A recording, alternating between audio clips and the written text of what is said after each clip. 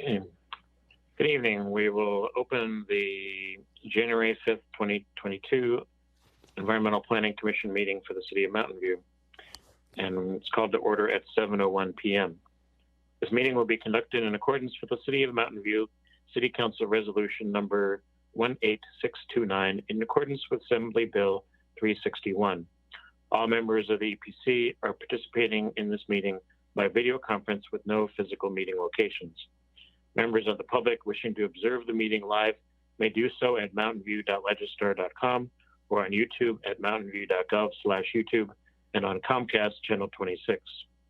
As noted in the meeting agenda, members of the public may provide oral public comments during public comment period for an item, and they may join the Zoom webinar at mountainview.gov/meeting and enter webinar ID 86222112921. Voicemail and email messages received by 5 p.m. today were forwarded to the EPC. All votes will be taken by roll call. Now I'll ask the EPC clerk to take the roll call. Ms. Whitehill. Thank you. Commissioner Dempsey? Here. Commissioner Gutierrez? Here. Commissioner Haymeyer? Here. Commissioner Nunez? Here. Commissioner Yin? Here. And Chair Cranston? Here. All right. Okay. All commissioners We are here. will welcome our newest commissioner at the end of the meeting. First item on the agenda is the meeting minutes from the December 15th, 2021 meeting. First, are there any discussion items from the members of the commission? Seeing none, we'll open up for public comment. Would any member of the public on the line like to provide comment on the meeting minutes? If so, please click the raise hand button in Zoom or press *9 on your phone. Phone users can mute and unmute themselves with *6. The EPC clerk will start the timer and let you know when your time is up. Ms. Whitehill, or is anyone looking to speak on the minutes?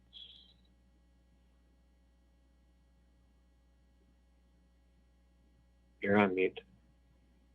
Apologies. I was saying I was just having a minor technical difficulty. Just give me one moment. Okay. No, I'm not seeing anyone with their hands raised. Okay. Then we'll bring it back to the commission. Do I have any last comments or a motion to approve the minutes? Commissioner Haymeyer. Sure, I move to adopt the December 15th minutes as put forth by staff. And apologies to anyone listening in. I'm sorry, I'm still pretty congested from a couple winter bugs. Second. And do I have a second? Second. Commissioner Gutierrez. And please take the roll, Ms. Whitehill. Commissioner Dempsey? Aye. Commissioner Gutierrez? Aye. Commissioner Haymeyer? Aye. Commissioner Nunez? Aye. Commissioner Yin? Aye. And Chair Cranston? Aye. Okay, that's 6 votes. Motion carries. Okay. Next item on the agenda is oral communications. This portion of the meeting is reserved for persons wishing to address the EPC on any matter not on the agenda this evening. Speakers are allowed to speak on any topic for up to 3 minutes during this section. State law prohibits the commission from acting on non-agenda items. Would any member of the public on the line like to provide comment on a non-agenda item? If so, please click the raise hand button in Zoom or press *9 on your phone. Phone users can mute and unmute themselves with *6, and the EPC clerk will start the timer to let you know when your time is up. Do you have anyone wishing to speak on non-agenda items? Not currently seeing any raised hands. And we will bring it back to the commission and move on to item number 5, which is public hearing. First item is on 5.1 is mixed use development project at 601 to 649 Escala Avenue and 1873 Latham Street. Do any commissioners wish to disclose any context with the applicant or site visits? I visited the site. Commissioner Gutierrez? I visited the site as well. Okay. Commissioner Haymeyer? I visited the site but did not meet with the applicant. Okay. Commissioner Ian?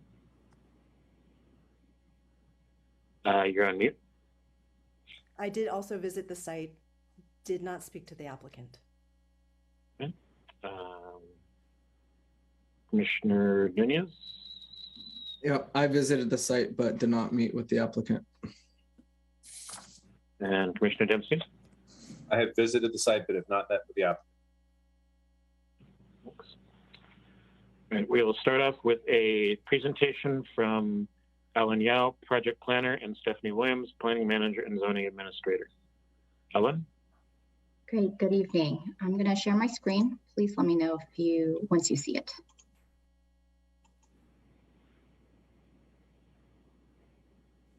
Got it. All right, good evening, everyone. So tonight, this item is for a project at 601-649 Escala Avenue and 1873 Latham Street. The project here on the map, you can see it's located on the southeast corner of Escala Avenue and Latham Street. The project site is comprised of two parcels highlighted in the red. There is a western parcel and an eastern parcel at approximately 0.45 acres. The project site is located near Castro Elementary School, which is further along on Escala Avenue to the north, and Castro Park, which is on Latham Street. As part of the project, the applicant is requesting to incorporate the eastern parcel, which is highlighted in the bold black here, into the mixed-use corridor, general plan, land use, and then also the P38 El Camino precise plan, as you can see on the image on the right. So that will be consistent with the western parcel at the corner of Escala and Latham. So this request requires a general planned land use map amendment, a zoning map amendment, and a precise plan amendment. And this project qualifies for an exemption from the gatekeeper process. The applicant is proposing to develop a new 3-story mixed-use building. This is a site plan which shows the ground floor, 2,400 square feet to the west. And there's additional 25 residential apartment units on the 2 floors above. Parking is accessed on Latham, and it's located at grade and 1 level of underground parking for residents. The open space is provided on the ground floor, on the 2nd floor courtyard, and on the rooftop, which is oriented towards Escala. This project is within our BMR requirement of 15%, and that includes 4 inclusionary affordable housing units to accommodate for low and moderate income households. The project complies with the parking, meeting 63 parking spaces, a mix of retail and residential, and this project does not have any heritage trees on site, so there are no tree removal permits. I have 2 images. This one is showing that intersection of Escala and Latham. The architectural design proposed is contemporary and uses a variety of complementary materials, as you can see in this image, with stone and stucco and wood. The ground floor retail is primarily on Escala, which you can see on the right-hand side of the image, which includes a roofed arcade, and then it wraps around the corner along Latham Street to this paved patio. And along both of these areas, there is landscape areas to maximize pedestrian activation. And within the planting areas, there's a diverse mix of native plantings, and there are proposed to be 5 street trees along Escala and Latham together. This is a view from Latham Street. The building is designed to scale appropriately. As you know, on the eastern side, which is to the left of this image, there's a single family home. So there are residential uses to the east and uses directly to the north on Latham Street. There are height transitions that you can see here. Most of the massing, the 3-story is towards the corner on the right, and then on the left-hand side, you see 2-story buildings. There are landscape buffers along the edge on the eastern and southern property line to maximize privacy and address any privacy objectives of the El Camino Real Precise plan. This project was brought to a virtual neighborhood meeting held on August 2020, and it was brought to the Development Review Committee twice, one in August of 2020 and once October 2021, and the DRC recommended approval with design conditions. So tonight's EPC recommendation will be forwarded to City Council for a final decision. That council hearing is tentatively scheduled for February 8th of this year. And so the proposed project provides a mixture of commercial and rental housing units, and it's adjacent to the El Camino corridor, which does comply with our general plan goals for mixed-use neighborhoods and the intent of the El Camino Real Precise plan. Therefore, staff recommends that the EPC makes the following 5 recommendations that are listed here to the City Council to approve the proposed project. That concludes the staff presentation, and we do have the applicant team available for questions as well. Thank you. Will I be making a presentation or just available for questions? They're open to questions. Okay. So sorry. Brittany, is my applicant promoted?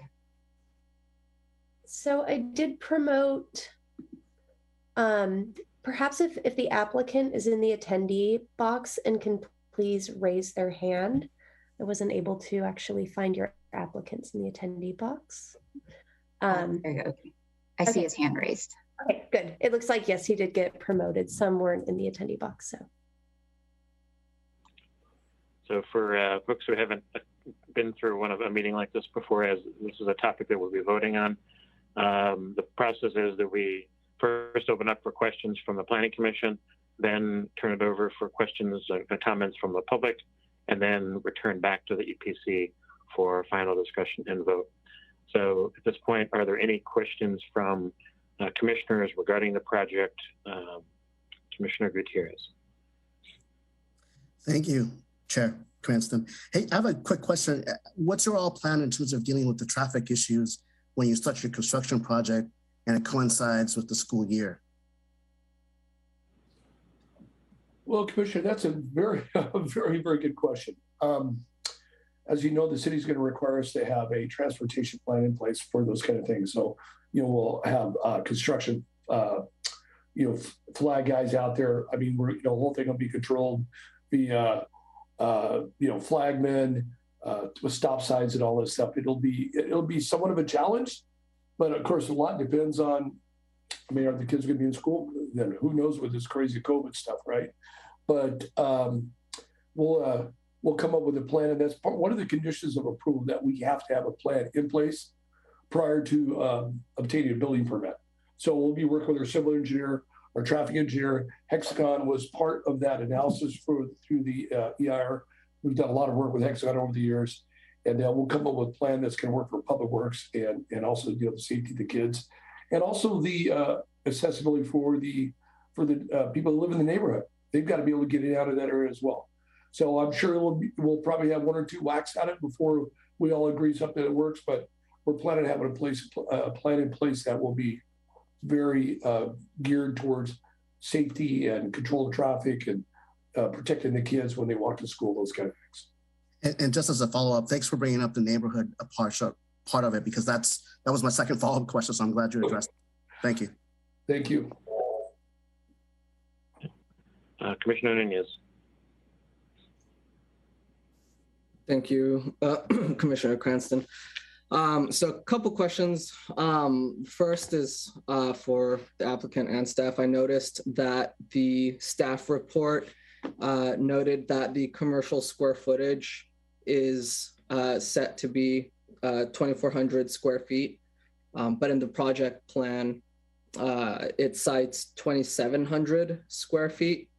So I'm wondering, was there a change? Which is the source of truth? And if there was a change, what was the accounting for the reduction in square footage? Ellen, can you go back to your share the screen and pull up that the site plan? Very good question, by the way, Commissioner.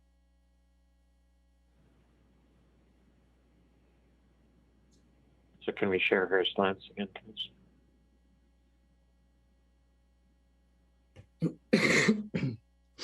So I don't have a cursor, but where that area that shows proposed building, that is commercial space there. And we have some additional storage that's behind that wall. You can see those two blocks to the right of that.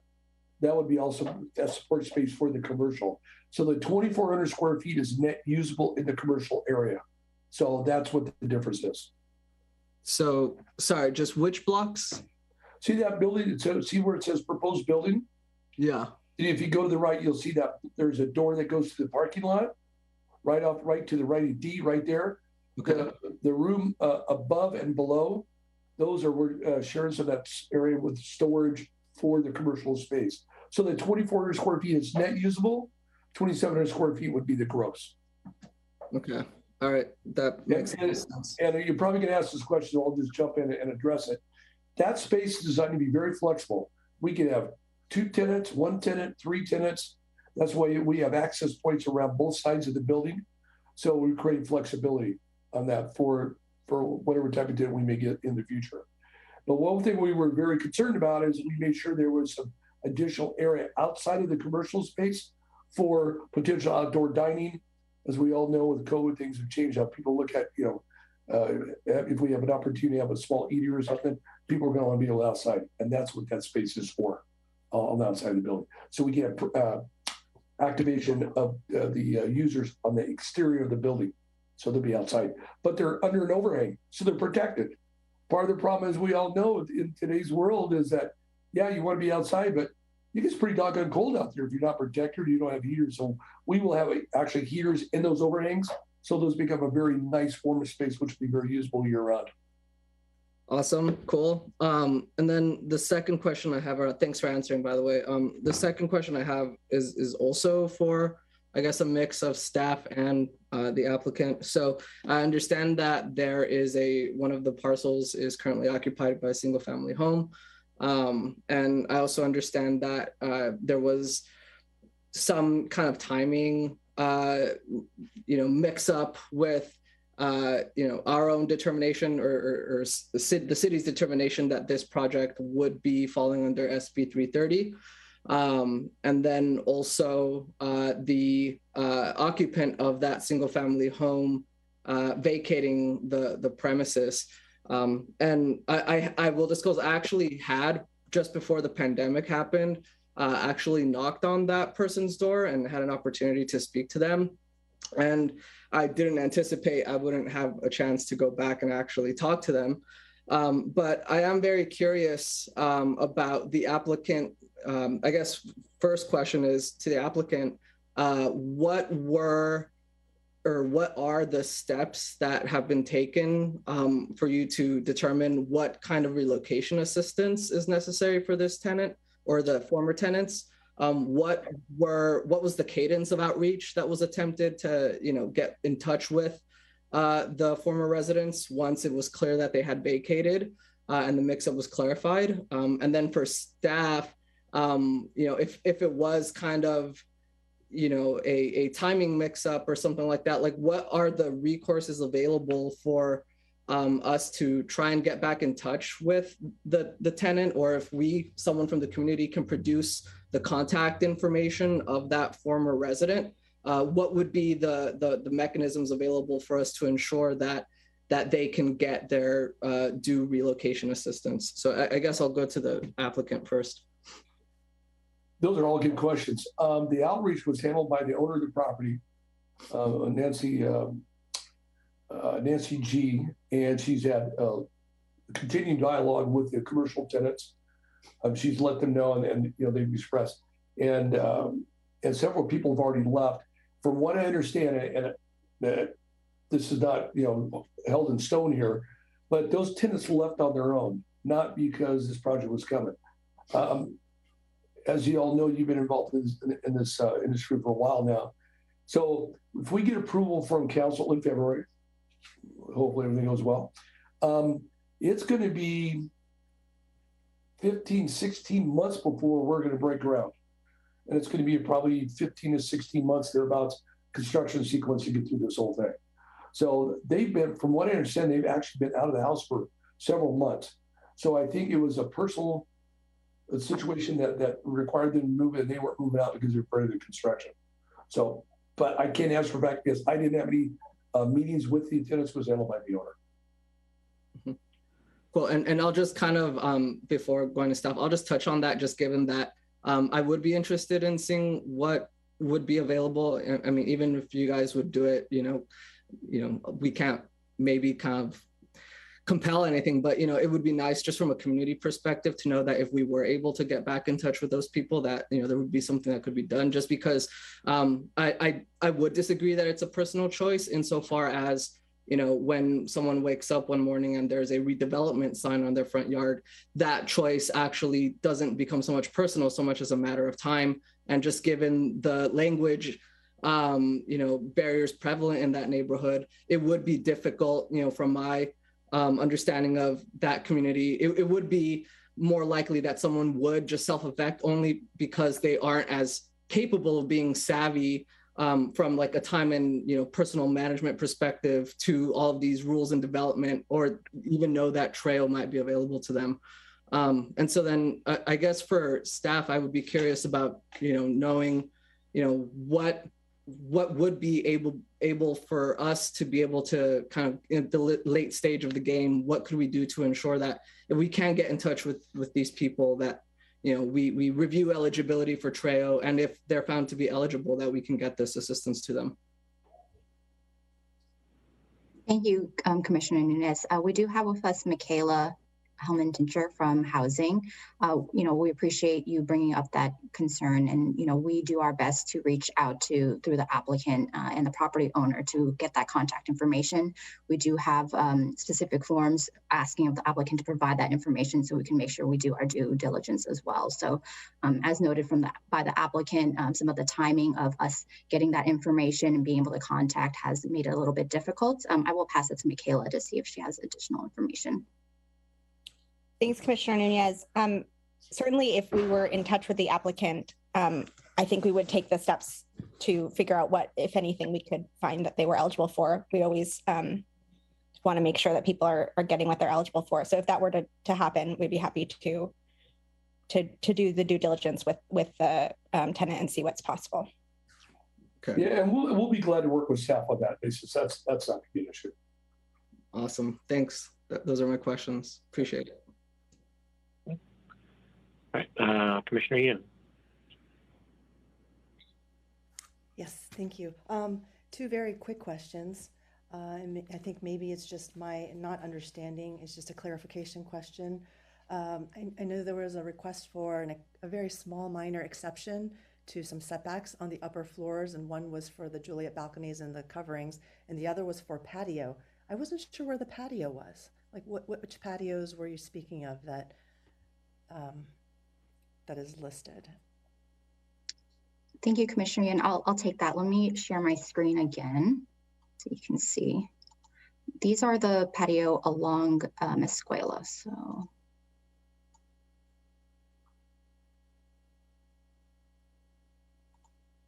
able to see my screen? Yes, thank Yep. you. Yeah, so this is the roof arcade facing Escala here and Latham to the left.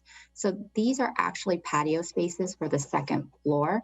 And so because this arcade is an extension of the first floor, which is in compliance with the first floor setback, essentially it is not in compliance with the second floor. Otherwise it would need to be set back. So essentially they're maximizing the space from first floor to second floor and keeping it one facade right here. So these are the patios that we're mentioning, and then these are the canopies and Juliet balconies. So the encroachments are all on the frontages. Got it. Thank you for that. It's very clear now. And then the second question, and maybe this is more of a public works one, but because there's work being done to the sidewalks, which I very much appreciate. I think it's a big improvement, but I was going to ask this, and I realized it's easier just to draw it, so I did a very fast and dirty diagram. I don't even know if you can see it, but if there was a potential for actually doing more of a bump out going north across Latham. Gosh. Oh, I got the blur on. That's not helpful. me see if I can turn that off really quick. Gosh.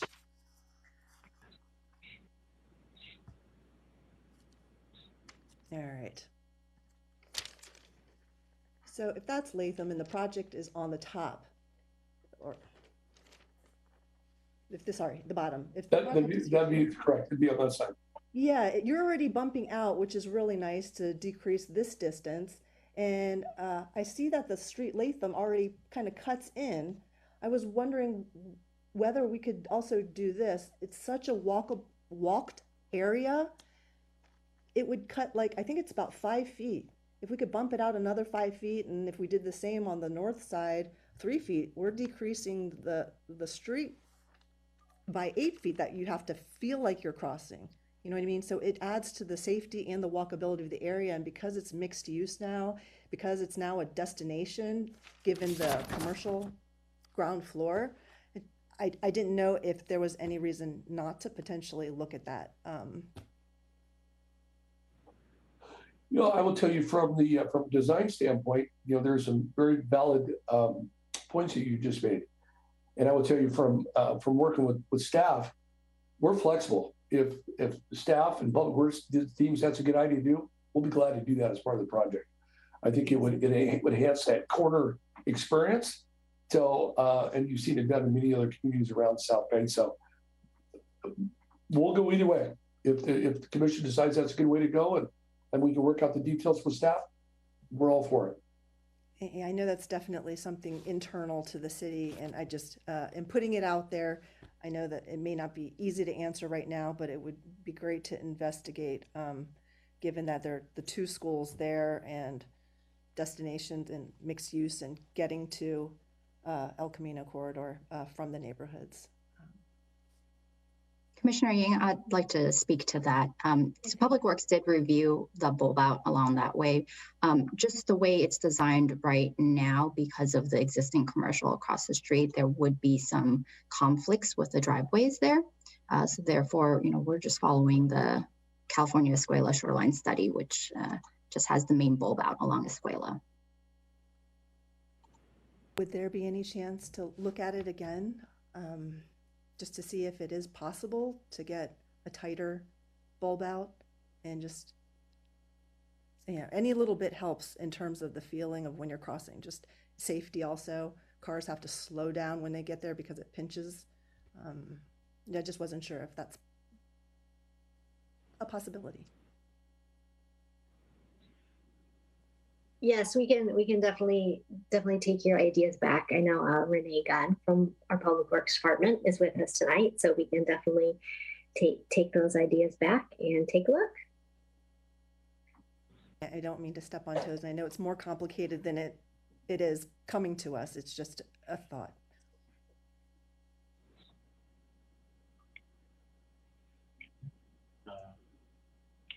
And Commissioner Dempsey. Thank you, Chair. I just had 2 small questions, confirmations, both for the applicant. First, I understand this to be true, but I just want to hear you say it. The 3rd floor rooftop amenity, which I imagine is relatively large, I couldn't quite figure out what its dimensions were looking at the plans, but I'm a lawyer, not an architect, so that's why I can't read them very well. Can you confirm for me that the rooftop amenity does not look out directly over the residential part that the parcel abuts? Just because I feel like the people that are like in that one little corner that live right next to it and beyond, they wouldn't want a bunch of people looking right over. And I don't think that's the case, but just confirm for me that I understand that correctly. Great observation. Originally, we actually had a barbecue area over there, and working with staff, we went, you know what? Let's get all that activity over on the Escala side. Let's get that away from the single family. So the whole side is basically orange to the north. And as you know, when you look at the building terraces, we have that 45-degree line we have to deal with. So it continues to move further away from the single family homes as it gets taller. So it's quite a ways away. We're adding landscape along that whole side. I think that the privacy for the single family residence is going to be very intact. I think we're not going to have any encroachment on that at all. And we're really excited about that amenity. We think that's going to be a great addition to the project from a Camino open space. And I don't know if you noticed or not, but the elevator goes all the way to the roof. So we have to provide access. It's required by the code. So we've got, accessible access to that deck. So if you're in a wheelchair or a walker or whatever, you can get up and use that. So it is there for everybody in the building. And that's residential access, not for the commercial access. That's correct. No commercial access, strictly for residents. It's a private area for the residences. Perfect. So second question, the parking is being handled down below with stackers. Correct. I have no experience with a parking stacker. I've never used one. My instinctual concern was that they might be a pain to use. And I say this having never used them. Okay. And what I would not want to see is a parking solution dependent on stackers that residents then go, oh, that is such a pain. I don't want to deal with that. I'll just park on the street. So tell me what research you're aware of about how people actually utilize stackers and how what reassurance you can give us that people will actually use the stackers they're assigned and not park out on the street.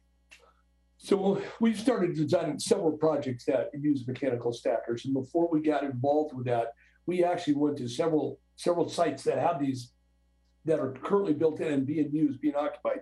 Oakland, Berkeley, all that area, because that's very prevalent up in there because of the parking is such at a minimum you need to provide it. And they're pretty amazing when you see them on operation. So what you'll do is you'll have a code on your phone. You'll be in your apartment. Okay, I want my car. You call it in, and your car gets down. When you get there, it's ready to back out and leave. It's amazing. They've got these things so dialed down. You look at and so when you pull into the vacant spot, you get out, you do the safety chain, you hit a button, and you walk away, and it puts the car where it's supposed to go. It is a very, very effective way to create a lot of parking in a small area. As you know, when you build podiums, especially when we go lower, because our groundwater in the Bay Area is between 25 and 30 feet. If on a bad year, this year it'll be much higher because we're refilling all the aquifers. So you got to deal with, we have to deal with dewatering and everything else. So we can keep our intrusion going underground to a minimum by going stackers and get more efficient. One, it gets us out of the groundwater, but we get a much more efficient solution. And it's just a wave of the future. I mean, it really is. We're doing a project in San Jose right now where we actually have in an area that's 50 feet wide by 80 feet wide, I'm putting 80 cars. It's 5 levels with an elevator. It does all this. It's crazy stuff. But it is really the direction where we're going for parking because it's a more cost-effective solution. So, are there any restrictions on the type of car that can use it? We size that. So they have different stall sizes, small, compact, medium like this. And then what we do is we basically go with the medium. So SUVs will fit because you got the vertical height you have to deal with. You have to deal with the width. So, and they become assigned stalls. They're assigned to that owner of that car. So they work really well. If you have an opportunity, you should really go check them out. And what I'll do is I'll get a couple of addresses for Ellen, and I'll send it to Ellen, and she can share with y'all so you can go see them in operation. They're very, very interesting. And it's going, that makes a lot of sense. You're not building all these ramps and all this, and we're not doing all the mechanical ventilation. It saves a lot of money. It's just more efficient. Okay, thank you. You're welcome. Any other commissioner questions? All of mine were posed by other commissioners. So at this point, we will move it for public comment. Chair, before you close the public hearing, I want to tell you all how much I appreciate Stephanie's staff and especially working with Ellen to get us to this point. We've been working on this project for a while. We've been through several staff, and I can't tell you what a great job they've done, how much of a pleasure it's been working with them. And this is a different type of project. It's a little more cutting edge. And I think staff has done a great job. And I just really appreciate their efforts helping us get through this process. And I really think that the design solution that you're in City of Reading is going to be a great addition to the city, also to the neighborhood. And I think it's going to facilitate some future renovation in that area. Some of the older buildings across the street and categories. So I think it's going to be carried along with the whole renovation, what's going on with the El Camino Precise plan. So I just want to tell the commission how much I really appreciate staff's efforts. Thank you. Thank you. We'll open up for public comment. Would any member of the public on the line like to provide comment on this item? If so, please click the raise hand button in Zoom or *9 on your phone. Phone users can mute and unmute themselves with *6. EPC clerk will start the timer to let you know when your time is up. Ms. Whitehill, do we have anyone wishing to speak? We do have a few raised hands. Let me go ahead and share my screen. So you should be able to see the timer. It looks like the first raised hand is Bruce England. So I'm going to allow you to talk, Bruce. Okay. Hi, do you hear me okay? Yep. Great. Okay, good evening all. I am Bruce England, speaking for Mountain View Coalition for Sustainable Planning and Green Spaces Mountain View. Got a few comments here and a question. Mr. Anderson met with us back in February, which was great. We got to ask a lot of questions, and we appreciate his participating to get that sort of public interaction, at least for our groups.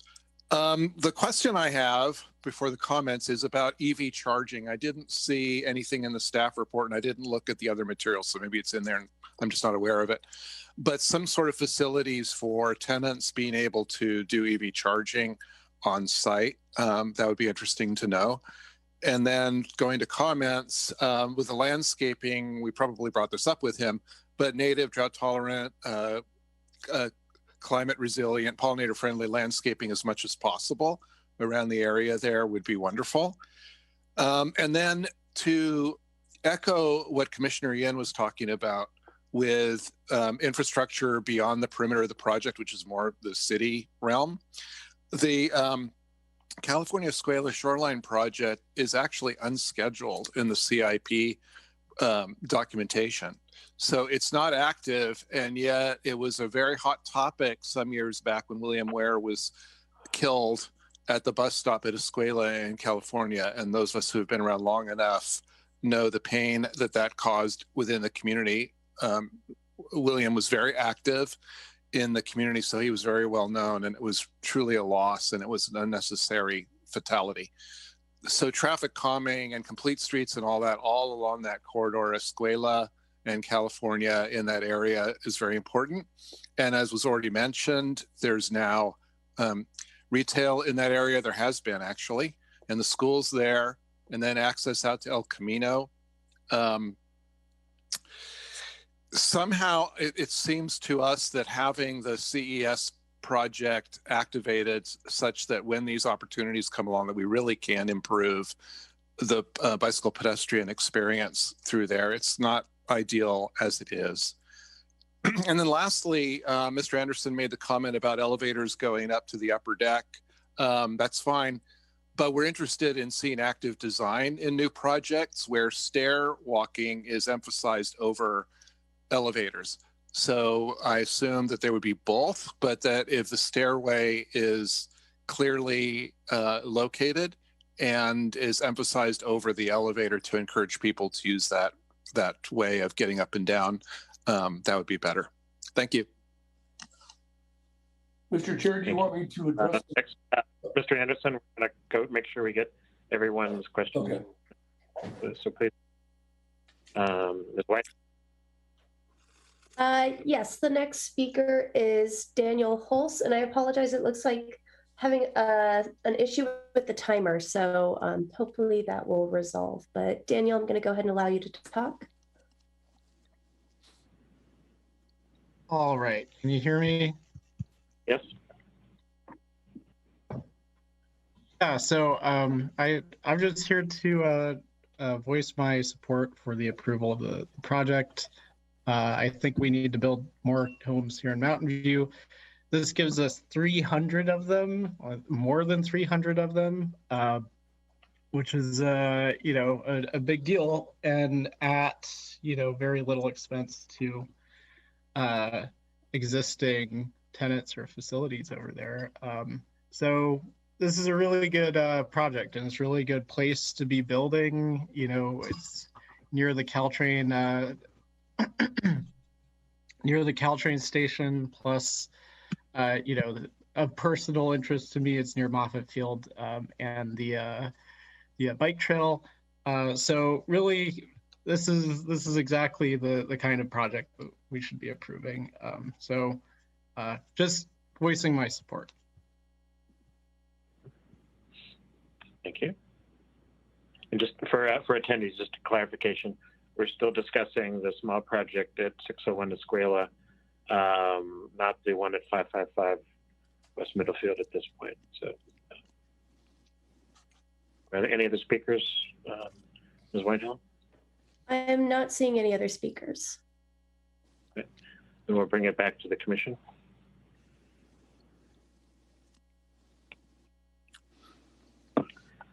So in this section, we do EPC Deliberation and Action. If there are any other FOB questions, I guess, Ms. Gunn, can you, I guess I was a little surprised by Mr. England's comment that the Escala, California study is actually, is that, you had mentioned earlier that this would be tied into this, and I think Ellen, you mentioned as well. Would the funding, some funding for this go towards that project, or what? I guess I got the impression from the answers to the earlier questions that you were kind of limited by that study, that it was already existed, but maybe it's not.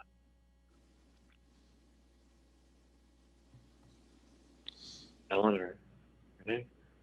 Yeah, we will follow up with the EPC on the specific CIP project, but in response to Commissioner Ying, we will look at additional possibility for bulbs out. Apologies, commissioners. I have very little voice, so I'm typing to Ellen. So Chair Cranston, we will follow up with you regarding that specific CIP project. Okay, but this particular area is included in that, and so anything that comes out of that would also be tied into this project, or would look at this area as well. No, Renee nodding. So the project itself on its project frontage is responsible for those improvements and any improvements off-site. So anything across the street or any other area of the CIP or study area is not the responsibility of a project. So they are only responsible for their project frontage improvements. Okay, thanks. All right, so any other discussion from commissioners? Commissioner Heimeyer. Just one quick question on the staff report. The TDM management, is that for the life of the project, the on-site coordinator for alternative transit?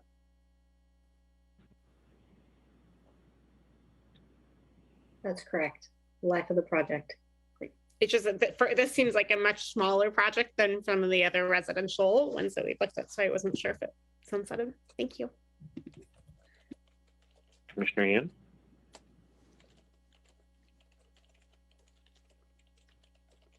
You're on mute. That all the time. I say in general, it seems like a very positive project. It makes sense. The changes make sense to me given its location and its usage. So I'm feeling generally positive towards it. I'm hoping also that it can jumpstart some activity there. There already is a lot of mixed use and commercial uses in it. This may be able to add a little bit of housing, some density to the area, and still stay in scale. So I appreciate a lot of what Mr. Anderson had said, and working with staff together, it feels like they've come up with a pretty good project here. I will add one little thing, and I know it's, again, it's a little bit detailed, and that's just the architecture. I know there were some considerations that the DRC had put in, and it's not in there. I didn't get to see what those considerations were, but I was just going to comment that on the single family side, which is not on Escala, nor is it on Latham, it's to the side. It sort of feels like the second story is not tied to the ground. There's like a little bit of awkwardness in the relationship of how that comes down to the ground, with the material usage of stone for the piers, and then all of a sudden you get these white boxes with the sort of the wood colored slats in between. So they sort of like float above stilts. That's all. That's my only little thing to put in there, and maybe the DRC has already addressed that. Other than that, in general, I'm feeling very positive about the project and looking forward to seeing it if it all goes through. Commissioner Dempsey. So I would just concur with Commissioner Yin. I think this is a good project, and anytime we can add additional units in a neighborhood that needs it without displacement and throw in some affordable housing units and some extra trees to boot, I think that's a pretty good deal. And I really do appreciate sort of the extra thought that the developer gave to the privacy of the folks living around. I think that's always a good thing. So I'm happy we're going to get to vote on this tonight. I think it's a good thing. Any discussion from commissioners? Just chime in one thing, just for future reference, staff. I appreciate Mr. England wanting everybody to walk, but when somebody has bad knees, I like the elevator, so please don't take that away. I am assuming that since I believe fire code does require stair access to all floors, I think it may just be more how easy it is to get into the stairs as opposed to making them inviting as opposed to whether there's stairs or not.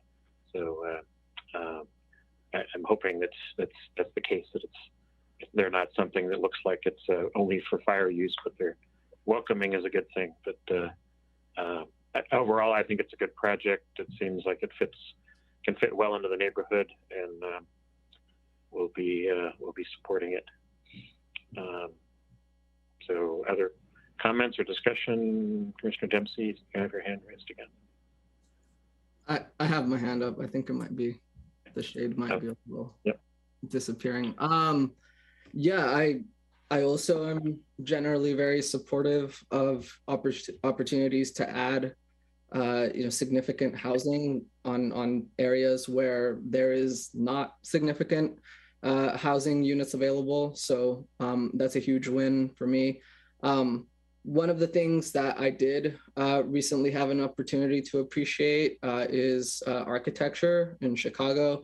And one of the things that I also feel, just to throw my lot in with Commissioner Yin, is it's nice to have something beautiful if we can find a way to get that architectural review from the DRC and just clarify that. I think having something on a prominent corner that is more aesthetically pleasing, if it doesn't impact the end result in terms of the delivery of units or some significant delay to the project, then I would be all for that. And one of the things that I did want to ask actually and follow up on is the existing tenants. I'm wondering, this is a question for the applicant, if you have any interest that has been expressed from some of the current tenants from the business side that are currently there in terms of possibly returning. And the reason I ask is because a lot of these services and businesses do have a special connection within the Latino community in Mountain View. And so I know it would be, if there are opportunities or if there is interest that they have in maintaining their tenancy, I'm wondering what your thinking along those lines is. Mr. Chair, you want me to address that?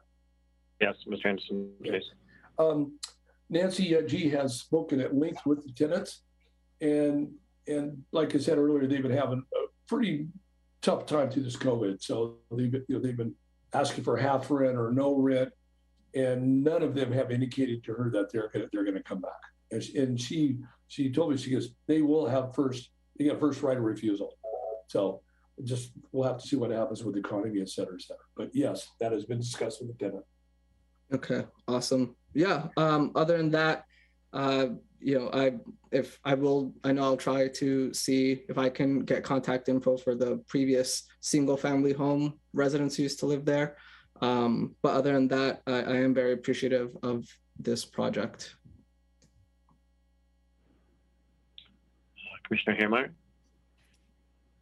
I also will be voting in support of the project. I think it's well aligned with the objectives set forth in the El Camino precise plan, consolidating lots, really being thoughtful about adding on-site BMR in an area that's close to transit and services.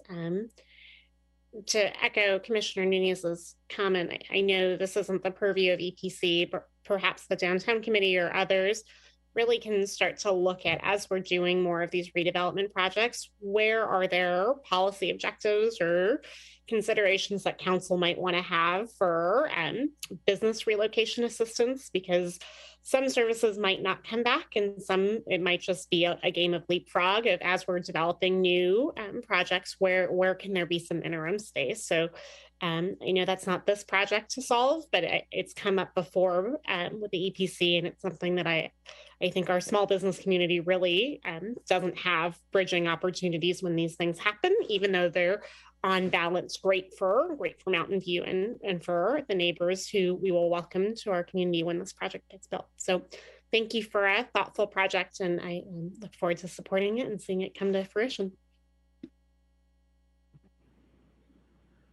Other comments from commissioners? If not, then perhaps Ms. Yao can put up the, oh, sorry, Commissioner Yin. I was just going to go ahead and make a motion. Okay. Could you, Ellen, could you put that up so that's easy for Commissioner Yin to read? Thanks, I'd appreciate that.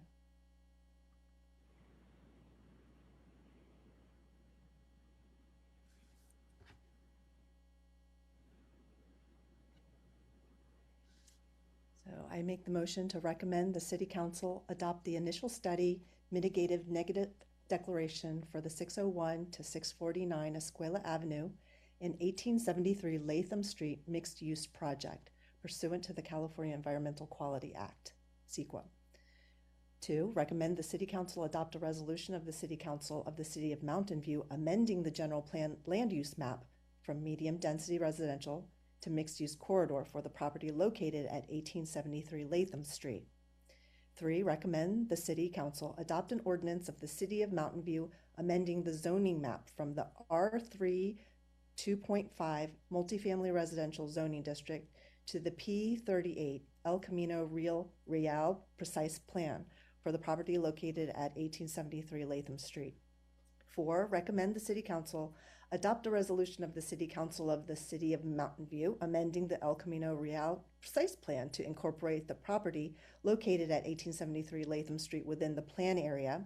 And 5, recommend the City Council adopt a resolution of the City of Mountain View conditionally approving a planned community permit and a development review permit to construct a new 3-story mixed-use residential project consisting of 25 apartment units, 2,400 square feet of ground floor commercial, and 1 level of underground parking, and a provisional use permit for rooftop amenities above the 3rd floor located at 601 to 649 Escala Avenue and 1873 Latham Street. I have a second, Commissioner Heilmeyer. I'll second the motion. Ms. Whitehill, can you call the roll, please? Yes, Commissioner Dempsey, Aye. Commissioner Gutierrez, Aye. Commissioner Heilmeyer, Aye. Commissioner Nunez, Aye. Commissioner Yin, Aye. and Chair Cranston. Aye. Okay, motion carries. Thank you. We'll now move on to item 5.2, residential development project on 14.5 acre site bounded by West Middlefield Road, Moffett Boulevard, Cypress Point Boulevard, Cypress Point Drive, and State Route 85. We will start with a question if any of the commissioners had contact either with the applicant or visited the site. I have done both. Visited the applicant, visited the site, and talked to the applicant. Commissioner Heilmeyer? Same. Commissioner Yin? I've done both as well. Okay. Commissioner Dempsey? I've done both. Okay. Commissioner Nunez? I've done both. And Commissioner Gutierrez? I've just visited the site. Right. So we'll start off with a presentation by Diana Pencioli, project planner, and Stephanie Williams, planning manager and zoning administrator. Diana? Good evening, Chair and members of the council. Trying to make sure you can see my presentation. We have your desktop, but not a presentation at this point. Okay, just a minute.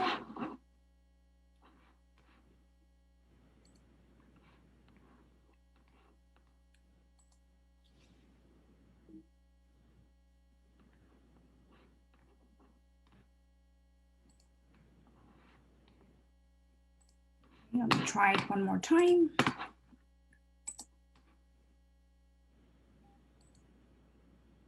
Okay. There we go.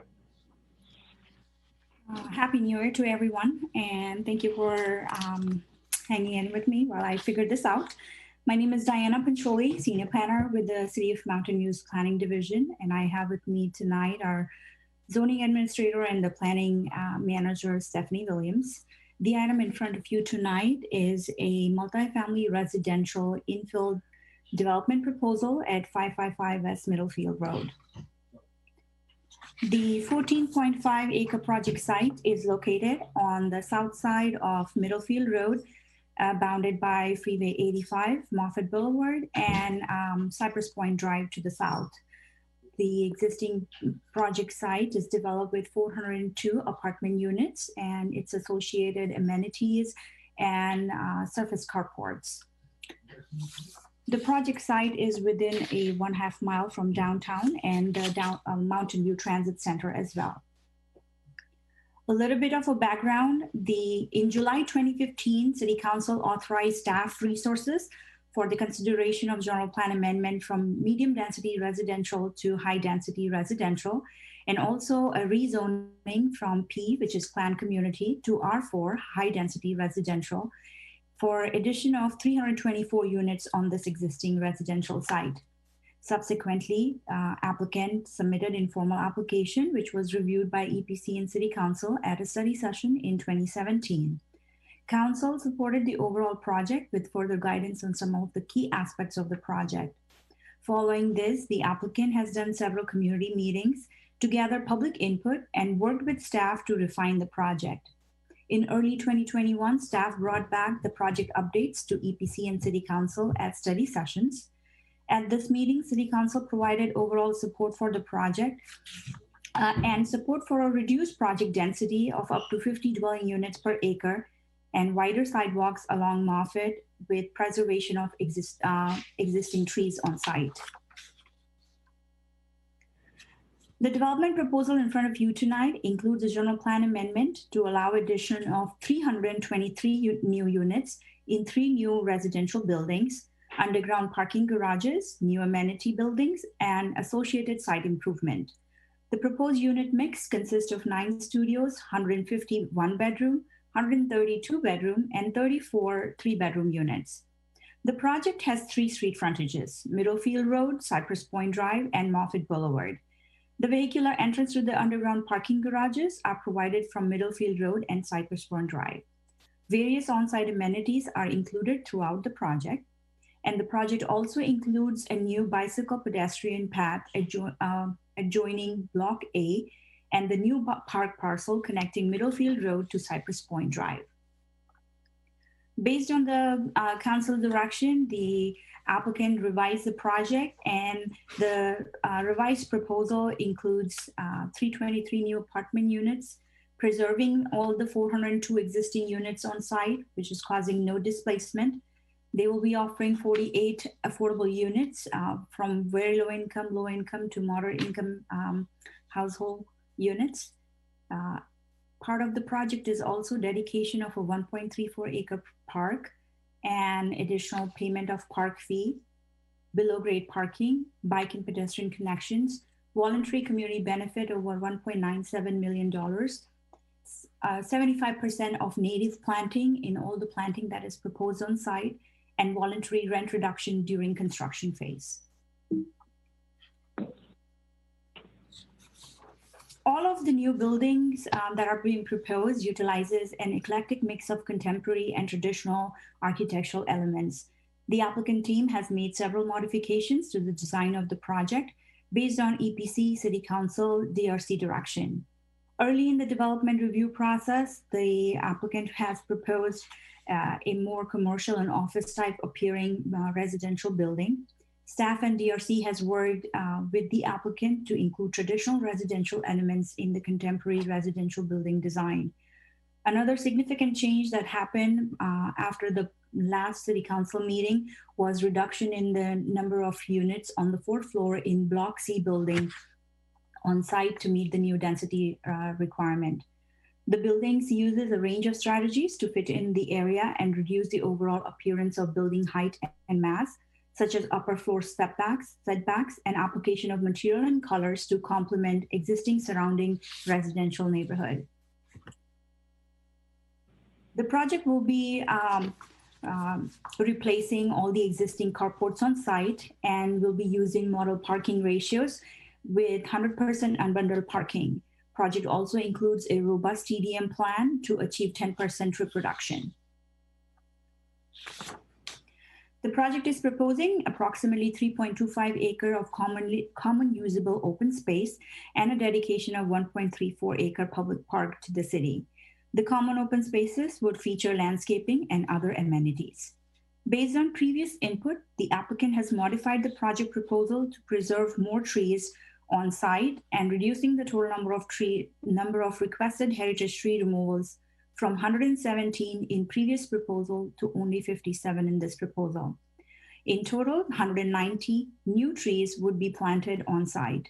The applicant has also revised their plan to include 75% native plant and tree species and preserve more healthy trees between State Route 85 and Block C building, including replacement tree ratios of 2:1 replacement ratio. The applicant will also be using the North Bayshore plant palette in order to accommodate more tree species which are suitable for the local climate. An environmental impact report has been prepared for the 555S Middlefield project in conformance with the California Environmental Quality Act, CEQA. The draft EIR includes project mitigation measures that will reduce most potential environmental impacts to less than significant levels, with an exception of significant air quality impact due to high concentration of PM 2.5 in project cumulative condition to 6 on-site receptor locations. As a result, the significant unavoidable impact will require the adoption of a statement of overriding considerations by the City Council at the time of final EIR is certified, which finds that benefits of the project outweigh this impact. These findings have been included in the findings of fact and statement of overriding consideration that is included in the staff report. The mitigation measures have also been included as conditions of approval in the project, in addition to their incorporation in the mitigation and monitoring program. The project has gone through various rounds of review, including early council and EPC review of gatekeeper authorization and a revised project review. Development Review Committee has reviewed the project at various meetings and recommended approval in October 2021. The applicant has conducted several resident and neighborhood meetings as listed in the staff report. The Airport Land Use Commission has also reviewed the project and recommended for approval in September 2021. As a next step, City Council will review EPC's recommendation on this project at a public hearing, tentatively scheduled for February 8th, 2022. In conclusion, staff finds that the project is in compliance with the proposed new general plan amendment. The zoning on site is compatible with the neighborhood, and the EIR that has been prepared satisfactorily reviews all the aspects that needs to be reviewed as per CEQA. This concludes staff presentation, and I just wanted to say that our environmental consultant, city's environmental consultant, is also present here tonight if EPC has any questions for staff or us. And the applicant is also present here tonight, and they have a brief presentation for EPC.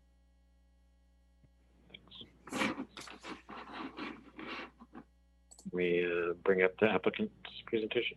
Who will be speaking for them? Sure. It's Joe Kirchhoffer with Avalon Bay. And let me just share my screen. just a moment. Can people see that presentation? Yep. Got it. All right.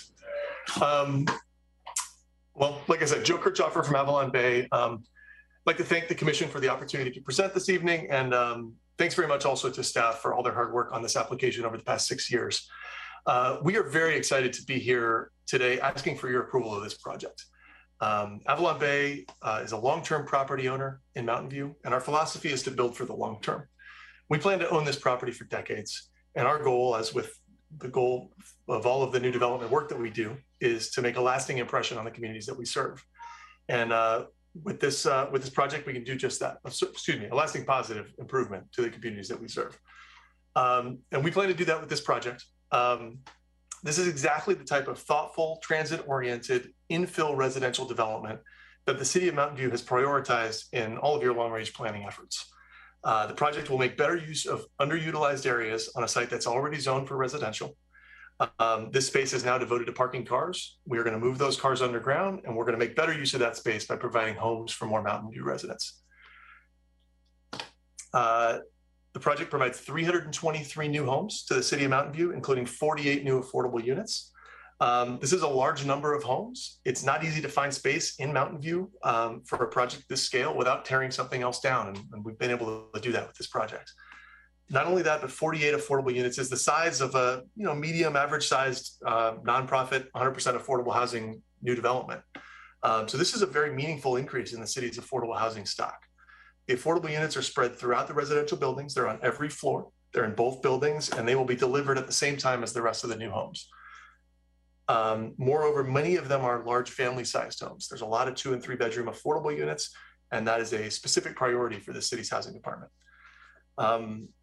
In addition to that, one of the very important primary focuses of this project from the beginning has been we will not displace any of the current rent-controlled residents. There are 402 homes on site. Everyone that lives in any of those homes is going to be able to stay. The project won't displace any housing, any businesses, or any retail space. In order to do this, we've had to develop a phasing plan. It's been very detailed, and it's make sure that the property can be operational and livable at each stage of the development. Not only are we not displacing anyone on site, but we've thought about what the experience is going to be for the folks who live there. And we've worked with the city to ensure that there's a process to fairly compensate all existing residents for any disruptions that may happen during the construction phase. We've agreed to be bound by a new program that's been developed by the Rental Housing Committee. And as part of this program, we will tailor rent reductions to each home on the site based both on the loss of services on the site and the home's proximity to construction activity that's going on in each phase. So big picture, we're adding new housing, we're adding new affordable housing, we're retaining 402 precious rent-controlled homes for the city's housing stock. And as I said before, this is exactly the kind of development that Mountain View is prioritizing. But the project does a lot of little things right too. It does all the little things right as well. We're going to provide land for a new 1.3-acre public park to the city of Mountain View. This is a usable size. It's a usable new parkland. That's extremely rare in new Mountain View development projects. We're also improving connectivity for pedestrians and bikes within the area. Within our site, Diana mentioned there's going to be a pedestrian and bike connection from Middlefield to Cypress Point. And then also for the wider area, we are planning ahead for the future of Moffett Boulevard. We are coordinating with VTA and the city to build a new separated bike lane, a new bus boarding island to, as Diana mentioned, to widen the sidewalk. And this is all to facilitate more non-automobile focused commute patterns. Speaking of commute patterns, we also reconfigured the site's garage layout and driveway access. We've simplified access points along Cypress Point, along the bottom of the screen, the south of the site, to improve safety along this street. And we've moved a large portion of the underground parking from one of the early designs along Cypress Point, moved that to Middlefield Road to limit the number of cars on Cypress Point in response to some of the key community concerns. Likewise, the project's architectural design has been adjusted based on feedback from the DRC, from EPC and council. The architectural style has changed dramatically from the initial proposal as staff showed, and it's now more contextual and appropriate to the existing forested character of the neighborhood. We've also made major massing modifications at the request of the folks along Cypress Point Drive. Large chunks of the building mass along the southern edge of our site have been reduced from 4 to 3 stories. You can see here on the left is the the most recent previous design had a 4-story building there. This has been reduced to 3. Another view here, and this is part of Building C. The project has also gone to great lengths to maintain the neighborhood's forested character that I just mentioned, and to promote an ecologically successful environment on the site for the coming decades. We've designed the buildings to retain the largest and most valuable stands of mature trees on site. There are unfortunately some trees that could not be designed around. Of those, we're going to transplant 40 mature heritage trees. That will give our newly landscaped areas some mature tree canopy on day 1. We've also committed that our new plantings will be over 75% native species. We will follow the Audubon Society's recommendation that all landscape lighting be in warm color temperatures. And we've taken an especially close look at the area between Building C and Highway 85 to prioritize retaining existing native trees where possible, to transplant mature trees to this location, and to plant new fast-growing natives, California sycamores, to complete a harmonious design that will be successful over the long term. Finally, the project will also make a voluntary community benefit contribution of nearly $2 million, which will help the city fund neighborhood improvements that go beyond our property lines. Now, this project has been in the works for some time and has had the opportunity to respond and incorporate a lot of feedback from the community, from city staff, from our residents, from EPC, and from council. This process has made the project better in a variety of ways, many of which I just mentioned. One recommendation that was made by the EPC last February was to adjust the project's general plan designation to more closely match the density of the proposed project. We've done that, or the city has done that. The revised project now has a general plan designation of 50 units per acre, and the project has been reduced by 6 units to fit under this designation. And that's the images I showed earlier of the massing reduction in Building C. That's where those 6 units came from. And so in closing, just want to reiterate, this project is a model infill transit-oriented development. It protects existing rent-controlled homes. It adds new housing stock, including 48 new affordable homes in an area that's appropriate for residential development. We proactively have sought out community feedback at every stage, and we've thoughtfully integrated what we've heard into this proposal. We now ask that the EPC recommend approval of our application to the City Council so we can add these much-needed new homes to the Mountain View community, and we thank you for your consideration and support.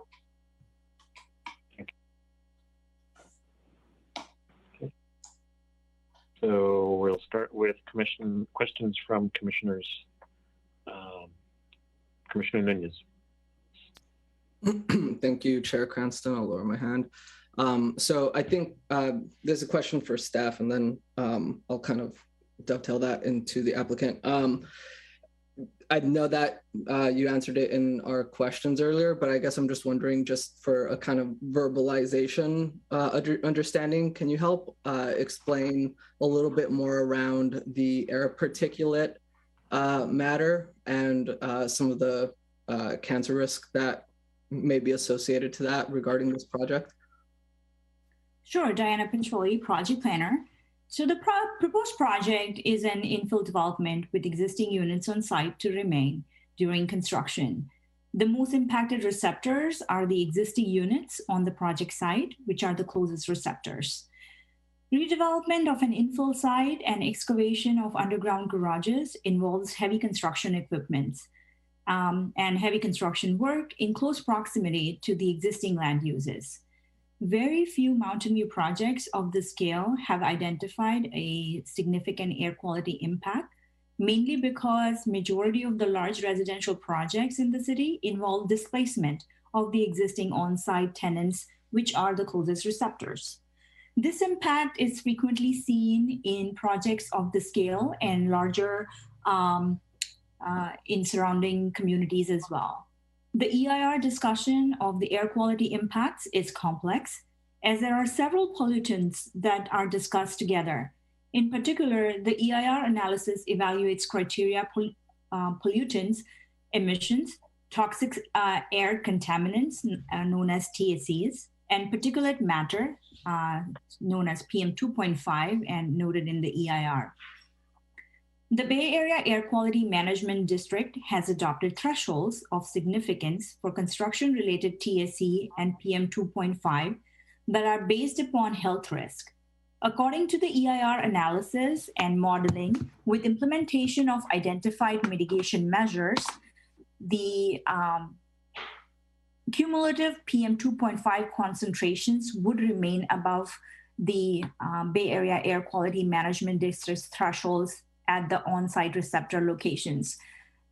The EIR looks into implementing a lot of mitigation measures, which will reduce the amount of PM 2.5 concentrations, but the level would still remain above the threshold.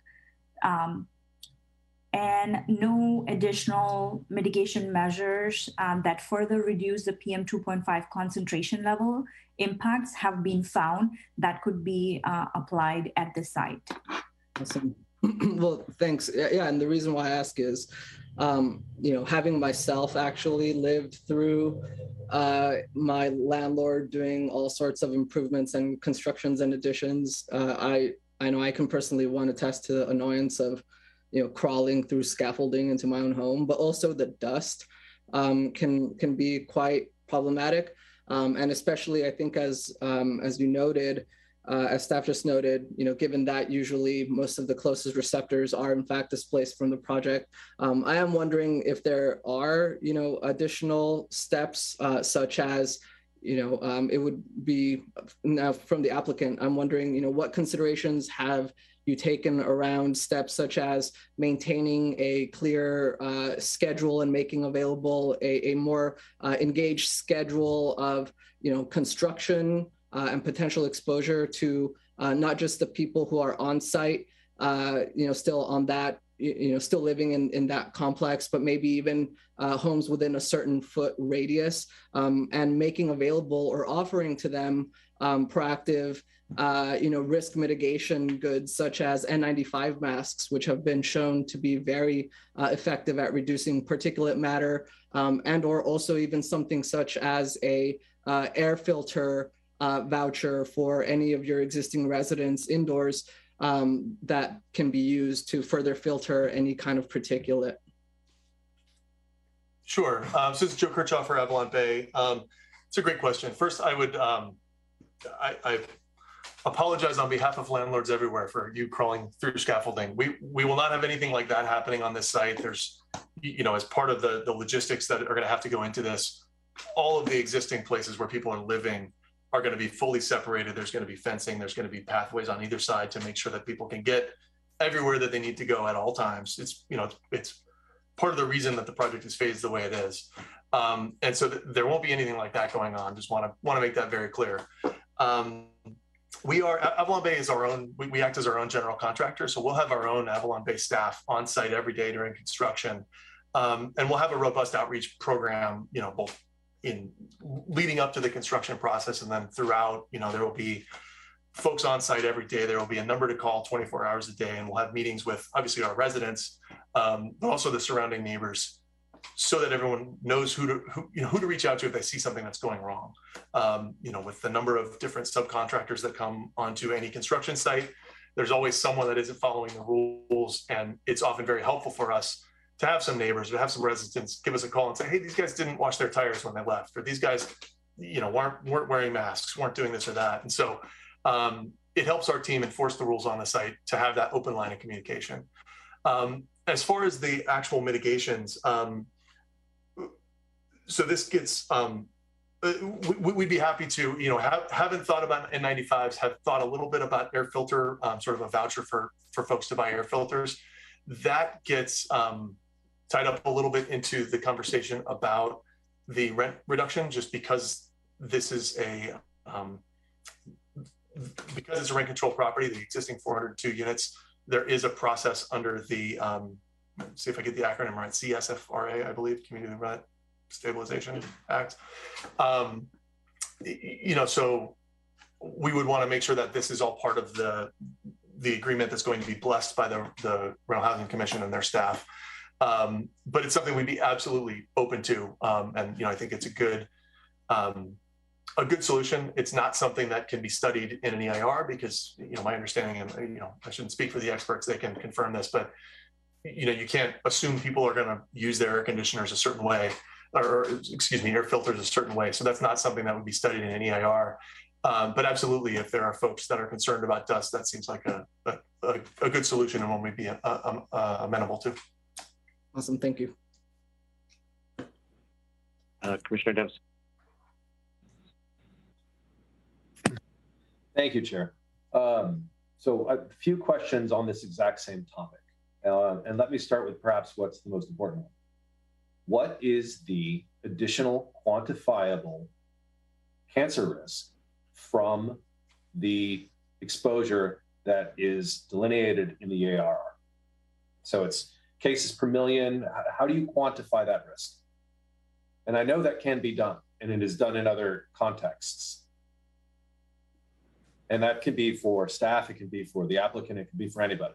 But there must be some kind of quantifiable risk increase that pertains to the significant and unmitigatable effect that's listed in the ERR. What is it? Good evening, Mr. Chair, members of the commission, Commissioner Dempsey. My name is John Schwartz. I'm assisting Diana Pancholi on behalf of the city, working with the EIR consulting team on this. I can chime in, and then if need be, we can have our air quality expert from the team chime in here on specifics for you. The certain toxic air contaminants are measured according to the BACMed thresholds based on their ability to cause additional cancer cases in the region. Certain other compounds like PM are not. And so that's really the distinction. In this case, we are able to, with the mitigation measures that are required in the EIR and have been committed to by the applicant as well, and will be conditions of approval, we can show that those cancer risks do go below the BACMed threshold. That impact comes out to be, quote, less than significant under CEQA based on that BACMed threshold. Some of the other issues like particulate matter, as Diana mentioned, those do not come down below the threshold. That's why that impact is still unavoidable, but it is not the cancer risk that is unavoidable under the CEQA metrics. If you'd like to talk about specifics about the numbers and how that is arrived at, I'd be happy to invite Jessica from ICF or one of the folks from the air quality team to address that specifically.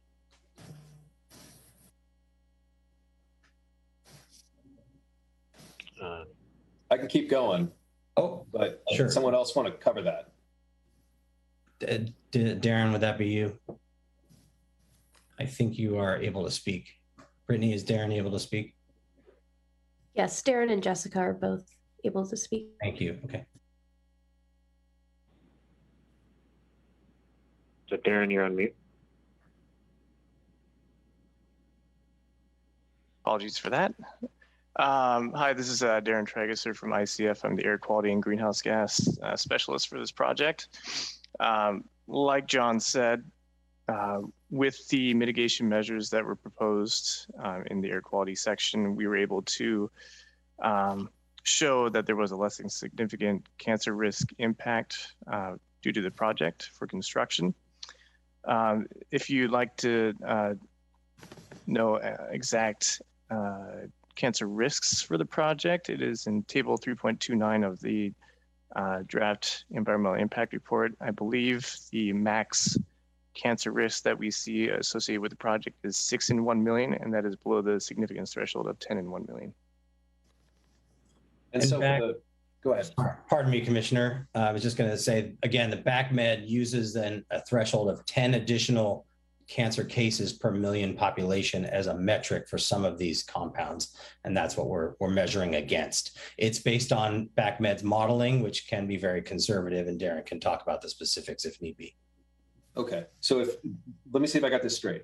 So with the mitigations that have been outlined, assuming they're all done, and I'm sure they will be, there is not a significant additional risk, cancer risk. Did I understand that correctly?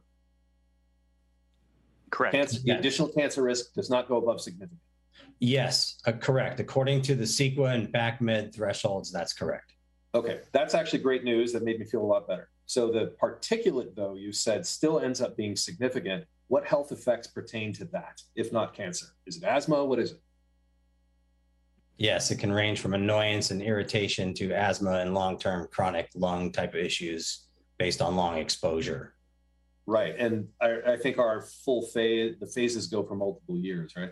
The reason I asked this, well, I won't get into comments, I'll just make it questions right now. A couple of follow-up questions about that. How is that risk going to be conveyed and explained to the residents?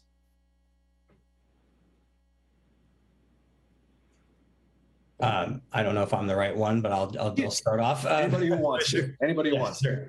Mr. Chair, members of the commission, typically the conditions of approval and the items flagged in the environmental document that end up as conditions in the resolution end up as disclosures in the residential documents for anything that is lent or built or purchased. So my understanding, and I'll let Joe chime in as to how this would actually happen. Yeah, I mean, so the first way, through CEQA, we've published a multiple 100-page document. It's been public. People have commented on it. This is part of that process. And so this is all being made public now. As we go forward, I think this is part of the communications about, and, I think in a much more layperson kind of language, we're going to be doing construction. We're going to do everything we can. And here's a list of many mitigation measures we're going to make sure we're doing to make sure that it is minimally disruptive in terms of noise, in terms of dust, air quality, everything else. We haven't in the past, gone through sort of like brought in scientists to explain all of the science behind the air quality. I don't understand a lot of it, but I don't know if there's something that you're thinking about, we'd be happy to consider something. Well, here's my concern. I think you're quite right that all this has been baked into the EIR. The problem is most people won't read that. Most people don't have time to read that. Like it's somewhat on us to read that because it's part of what we do here, right? But most folks, they ain't going to read it, right? Or if they do read it, they're not going to be able to easily make sense of it. I was even confused by it about what exactly was going on with the cancer risk. So perhaps my ask is simply this, and I have great faith that you will do this because you're already working on kind of the rebate question. I just want to make sure that that it is explained to the residents in a in an easy, digestible, human to human way what exactly is going to be happening from an environmental standpoint with what they're going to be breathing, right? So I feel 10 times better that you've told me there is no additional significant cancer risk. That's awesome. I am a little concerned that there is going to be some additional significant health risk of an unknown type because I don't know what particulate does to people. I just guess that it screws up people's asthma. People are going to want to know that. If they have kids with asthma, they're really going to want to know that, right? If they're elders that have lung problems, they're really going to want to know that. Maybe they got long COVID, right? They're really going to want to know that. And my hope is that shouldn't be buried in a legalese thing that nobody reads and they just crumple up and throw away. I think it is really important just morally that you kind of hang a lantern on this when you're talking to folks about what's going to happen in a way that it is very simple, very direct. You don't need to be a lawyer to get it so that they know exactly what they're walking into, especially if they got little kids, health effects, anything that might, and I don't even know what else it could cause other than asthma. It's just that sits very close to home for me. And I just want to make sure that that's taken very seriously because otherwise it may affect some folks and they just didn't even know it was coming. So I don't know if it gets baked into the rebate discussion that you're having. And by the way, I applaud you for setting up a process to look at how can you do some sort of rent rebate to make up for the inconvenience and all the rest of the problems. I was going to save that for my comments later, but here I applaud you for doing it. I just want to make sure that the residents are informed in a way that is respectful to them so that they know exactly what they're getting with this particulate. And then I think we can all feel a little bit better about having things go forward. I don't think, okay, that's good for questions for now. Okay. Questions from other commissioners? Commissioner Ian. Yes, thank you. One quick question. For the affordable units, can you remind me what the breakdown was for the townhomes versus the rentals? You mean condos, right? Is it townhomes? Sorry, condos versus the rentals. Yes. Is it 15% each or does it break down differently? So I would like to make a clarification right there. Okay. Maybe I can show it, but Block B building, which is at the intersection of Moffett and Cypress Point Drive, that building has 111 units, which are going to be condo mapped. They are not condos yet. They're going to be apartment, but there will be condo mapped. That was a specific request from City Council in an earlier city study session. So applicant has agreed to condo map them with an ability to convert them into condominium units. Joe, do you have the breakdown available to respond to this question? Yeah, so I don't have the exact numbers, although I can find it in a minute here, but it's proportional. So, maybe there's a difference of 1 because of rounding, but it's 15% of each building. Okay, no, that's good enough. Thank you. And so, well, that, Ms. Pancioli, thank you very much for explaining that to me. Typically, what is the timeline for the vesting? Just out of curiosity, in terms of planning for Avalon, what were you thinking if we're going to condo map them? They're going to be apartments. I guess, do you mind just shedding some light on the planning on your end for when that might turn? Sure, that's a question for me. For you guys, yes. Sure, yeah. So we commonly record a condo map on probably about half of the properties we develop. We're a rental company, so we're building these so that we can rent them. But over time, like I said, we're building for our own portfolio. So our plan is to hold these long term for, we've owned this for 8 years now. We've owned some other properties in Mountain View for a few decades. But from time to time, buildings do sell. So we would sell something, and often people are buying it, especially in a highly desirable place like Mountain View. Folks would be buying that building to convert it to ownership housing. And so, as we looked at this property, because of the nature of the new plus the old, building C in the back was harder to imagine that that's going to be split out as a separate unit. But building B is a more natural fit, and I think it would be realistic that at some point over the next few decades, that could be, we could decide to sell units, or more likely sell it to a developer that would go through the conversion process and sell those apartments. Okay, thanks for the answer. Yeah. Sure. That clears up a lot. Thank you. And then the second point I had really does kind of follow up on Commissioner Dempsey's points. I was going to actually ask a question that takes his idea one step farther, which is in past project, there was a situation where they're digging out a parking garage, underground parking garage, and there was some chemical that needed to get vented out. And it was going to be an apartment, and I wondered whether or not people who were going to rent were going to be told about this, because there were some units that were kind of close to this parking garage, to that level where it would, the chemicals would escape.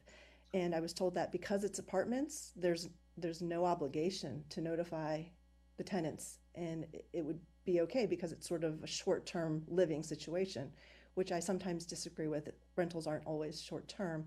But if it were ownership, they would have to disclose. But because it's rentals, they do not have to.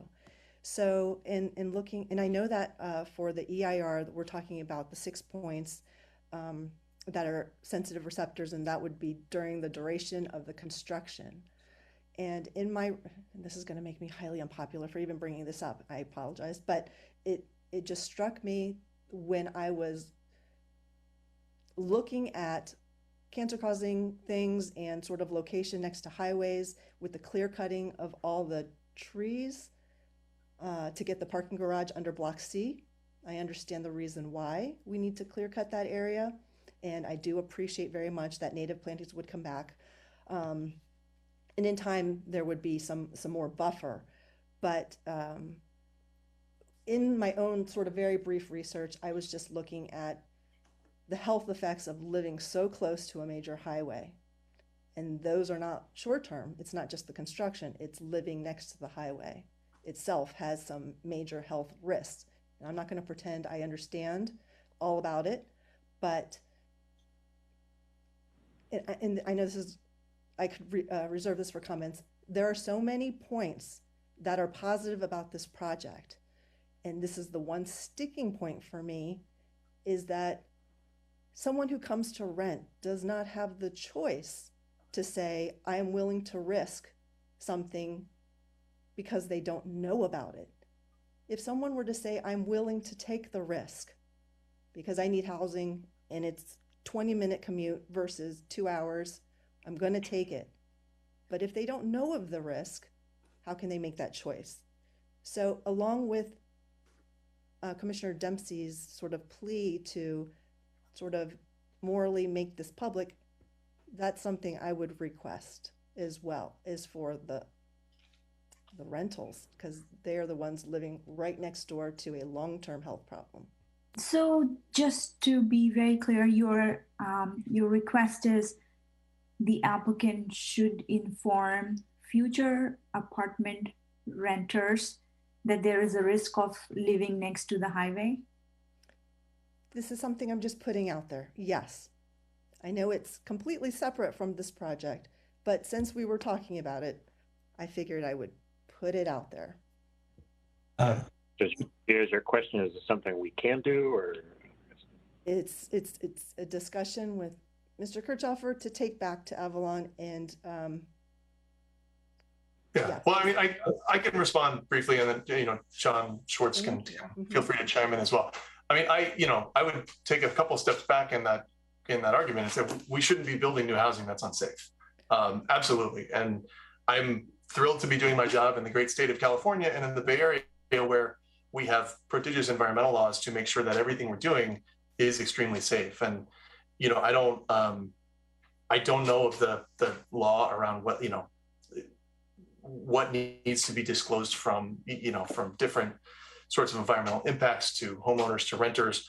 But I do know that we go through, and we've just gone through, a very extensive study of the environmental impacts, the environmental nature of this project. When we build things, because when you build new homes in the Bay Area, you're building near all sorts of things. There's highways, there's El Camino Real, there's train tracks. We have air quality requirements, we have noise requirements for every one of those homes that we build. If you look at, we have homes that are near BART that have double, not just double pane windows, but 2 windows because of the noise in BART. And this is all part of it's not, I think we would do that anyway because we want to provide a quality product, but we don't have a choice. We do it because it's mandated by building code. It's mandated by California Title 24. So, I don't want to sort of downplay the concern. And I think we'd be happy to be proactive. I agree with Commissioner Dempsey that we want to be, and we plan to be, communicating with our residents in a way that's respectful to them.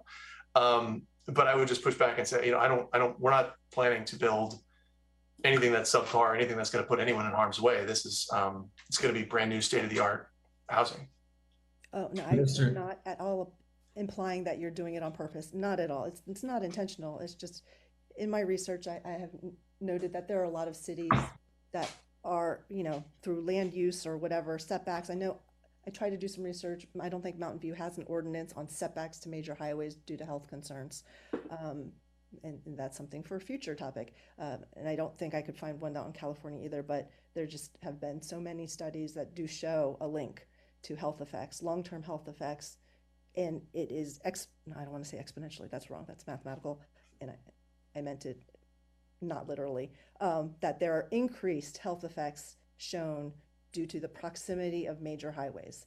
And it's, that's just the state of where we are. There are lots of things. We can't build risk-free, I understand that. So in my mind, I was just thinking, we don't have things in place already. So it's just sort of a plea to you guys that just as you would do for the renters currently there, you would do for the future renters. And yeah, there's no policy in place that is going to enforce this at this point. It's just, given what I know, it is hard to then just flatly say, go for it if we can prevent something. And we can't prevent it short of redesigning Block C. So, I mean, it's doable. I just don't think that's practical. Yeah. Well, I mean, we'll be putting in extensive air filtration, which is the most important way to prevent it. So, and I don't have the MERV rating at my fingertips, but that's part of the way we protect people is all the air that's coming in, and this is the Bay Area Air Quality Management District, all the air that's coming into a new building that's built within X feet of a source of pollution is going to have these minimum air filtration methods. So everything that comes out of the vent is going to be, treated. Okay. Miss- Yeah, it would be great just to Joel's put it out there. Yeah, in the as well. I know not everybody reads everything, but that's just all my think little Joel plea out there. as well for the city. Mr. Joel, did you have? Yeah. Mr. Chair and Commissioner Yen, if I might just add a quick clarification on top of those very valid questions and comments. I just wanted to clarify a point for the group just to try to minimize any confusion among the audience, if I can. The impact that we're talking about with the particulate matter is really a function of excavating for the underground parking and the duration of the project construction, which is a function of trying to preserve the existing units on the site.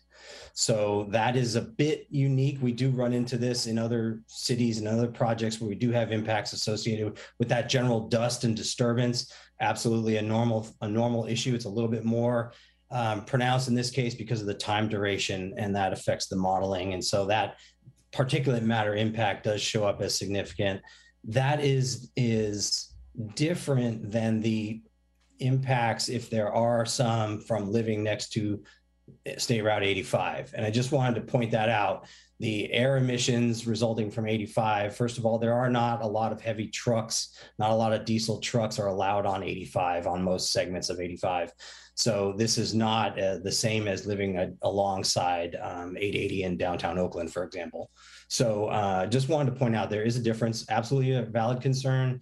We have tried to address that in the environmental documentation, but certainly an important consideration for you all tonight. I just wanted to make a distinction between what we're saying is a significant impact under CEQA. This particulate matter is not from the freeway necessarily. It's from the site excavation and the heavy equipment work. And I see Darren nodding. Thank you. Yes, sorry, I didn't want to confuse that. Thank you for that clarification. Sure. Commissioner Gutierrez. Thank you, Chair Dempsey. So I have a quick question, and this is an interesting topic as well, because we're all concerned about the potential residents that we have in the city of Mountain View, as well as the current ones that we have. And we appreciate your help in trying to meet all these requests throughout the years for making this project to the point where it's at now feasible. So my question is, and it's a simple one, just like you have precautions that you take for the residents and future residents in terms of notices of potential harms, because you are your own contractor, you also do that with your own guys who are working and women who are working on the project as well, correct? Yes, I mean, I don't know the details of that, but that's there's extensive OSHA law about what needs to be, and go off on a short tangent. This is not relevant to this project because we don't have contaminated soil, but one of the recent projects we did had contaminated soil. Everyone who is out there working in the site while we're digging down for the basement is wearing monitors that detect that contamination. And if we hit a day where the monitor goes off, they're pulled off and, come back, air it all out, hose it all down and start over. So, that's just an example. I don't know all the details of this, but it's absolutely part of the regulations we have to follow and what we do as a matter of course in our business. Right, so just following up on Commissioner Dempsey's perspective and Alex's as well and everyone else, if and when you do find an ability or an opportunity to be able to also convey that in simple language terms to the current residents and future residents through an individualized letter or even postings throughout the campus in terms of what's going on, how this could affect you and what you can do to prevent it. If you can do also that in a way, that would be most helpful. And if there is an opportunity for these air filters or just in general N95s, that would be appreciated. But as long as you factor in those conditions, not just for your current team, but for everyone else affected by it, then I think you're doing your best to cover all your bases. Okay. So any other questions from commissioners before we move to public comment? Seeing none. I haven't had a lot of success getting a good sense by looking at the number of hands raised as to how long people are going to speak, but I see 46 attendees and the number of hands going up is climbing pretty quickly. We're going to do, Ms. Whitehill will do 2 minutes per person, per speaker. And when you're ready, if you can begin to bring it in. So the question is, would any member of the public on the line like to provide comment on this item? If so, please click the raise hand button in Zoom or press *9 in your phone. Phone users can mute and unmute themselves with *6. The EPC clerk will start the timer and let you know when your time is up. Ms. Whitehill? Yes, we do have numerous attendees wishing to speak. I'm going to go ahead and share my screen really quickly. And I'm going to share a different timer since the last one was being a bit problematic. Okay, so David Watson, I'm going to allow you to talk. Go ahead. Hi, I'm David Watson. I live in Rex Manor. I've been a resident of, I've grown up here, and I'm happy to support a project that allows more people to live in my city of Mountain View, which I think is a really great place to live, and it helps us reduce our impact of vehicle miles traveled, to have more people living here to balance out the massive number of jobs that we also have here. So I urge the EPC to recommend approval to the City Council. And that's all. Thank you. Thank you. David, next we have Bruce England. And go ahead, Bruce. Thank you. Yeah, several points, but I'll see if we can squeeze it in. Bruce England speaking for Mountain View Coalition for Sustainable Planning and Green Spaces Mountain View again. We support this project. It provides much needed housing, additional housing that we need in Mountain View, and a public park. So that looks great. The design looks great. We've met with the developer team a number of times, and they've been very accommodating, and we truly appreciate that. We're generally satisfied with the landscaping plans, but we do worry about the trees. However, we think that the developer team has been very accommodating and addressing all the concerns. If there's any way of finding homes for trees that will be removed that can't be located on site, that would be great to see some ongoing collaboration between the city and the developers to do that. Our organizations are also doing our own research to see if we could find some of those locations. One concern is access to the Stevens Creek Trail. Okay, so there is the path that goes between the project site and Cypress Point, but the trailhead is actually on Central Avenue, which is on the other side of this, between Cypress Point and Central Avenue. And there's no legal way to get through there except for the driveways in the Cypress Point communities. And I think that should be at least acknowledged and hopefully resolved. Similarly, going to the north end of the Stevens Creek Trail, or the trailhead there, is problematic because it's very narrow and tight, and there's no sidewalk over the Highway 85 overpass. And as I said on the other project, active design elements, please, and EV charging accommodation, please, if that's not already been thought about. And I'm done. Thank you. Thank you. Next speaker. All right, we have Umberto Nava. And go ahead. Good evening, Chair, Commissioners, and staff. My name is Umberto Nava, and I'm a resident of Santa Clara County. Development Bay Middlefield is one of the largest projects development in the city is considering right now. Big projects like this one, developers should be required to invest in a skilled and trained construction workforce by committing to high labor standards and apprenticeship opportunities. Opportunities for young people in our community to get on the job training and build on the workforce here in Mountain View. The South Bay needs more trained construction workers to meet demand for new housing, tech industry expansion, and major public infrastructure projects that are in the pipeline. Promoting apprenticeship program participation also will help ensure workers that build new housing in Mountain View can afford housing of their own. And investing in a skilled and trained workforce will create opportunities for young people and residents in our community to learn the trade so they can afford to stay in the region and raise their families here. And with that, retain economic benefits for all in our own community. And with that, higher risk to cancer products and long-term exposure will be a must to require healthcare for construction workers on these projects. Thank you for your time. Thank you. Next speaker. Okay. And we have Roberto Aguilera. Go ahead.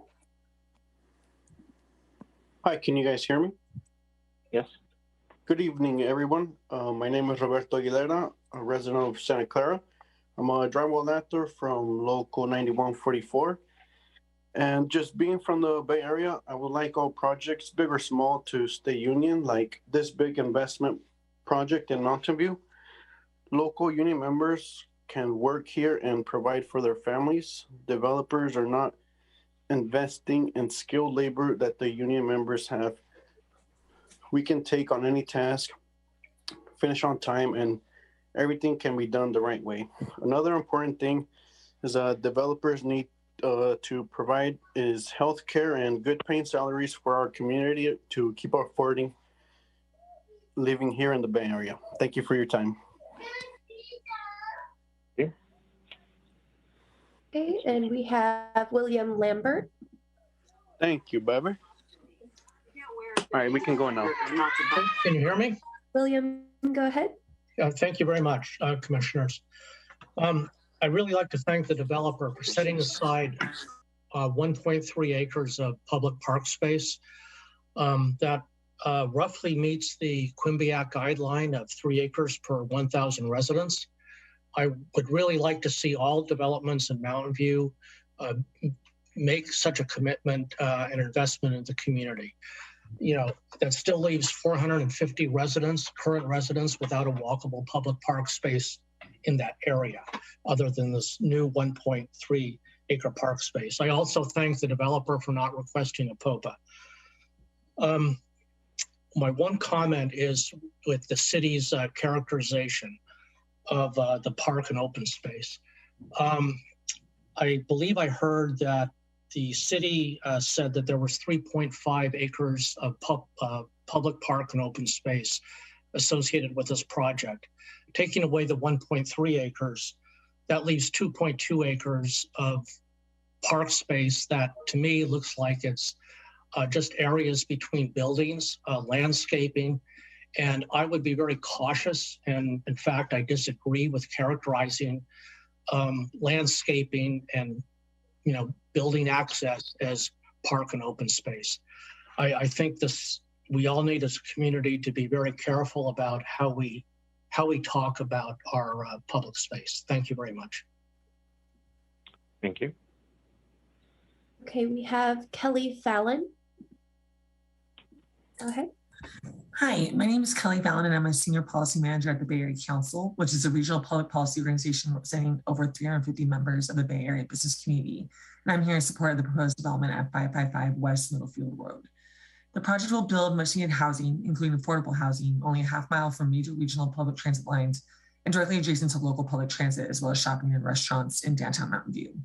This adaptive reuse project will densify an existing unutilized infill site to bring new amenities and housing to the city of Mountain View, while also promoting innovative environmental design and implementation of transportation demand management features to reduce peak hour traffic by 10% for both new and existing residents. The site is an excellent candidate for denser development directly adjacent to transit to grow the supply of housing and reduce dependence on cars. It's a clear example of sustainable, inclusive growth for future generations, and I encourage you to support it. Thank you for the time and consideration.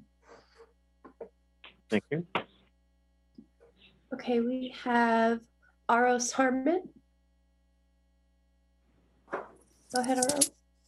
Hi, my name is Aros Harmon. I was a resident in Mountain View for quite a few years. I moved north a while ago. I'm now in San Bruno, where I serve on the Planning Commission, so I have a keen interest in land use issues. I'm also a member of Urban Environmentalists, and that is who I am speaking for this evening as a member and supporter. Our organization exists to promote solutions to the climate and inequality crises by getting our cities and towns to become inclusive communities designed around people rather than the needs of the auto industry. And this was not what I was originally going to talk about in my comment, but all of the discussions around the health risks of folks living near the highway. I really think if you're going to consider that, you need to actually balance that against the fact that the people who are living there, it's not like they would have lived in some nicer part of Mountain View had they not lived here. They would have lived somewhere like Tracy or Morgan Hill, somewhere out into the spaces where they're more exposed to wildfire smoke and more exposed to agriculture. So it's not like these air quality issues will be mitigated by not building this housing.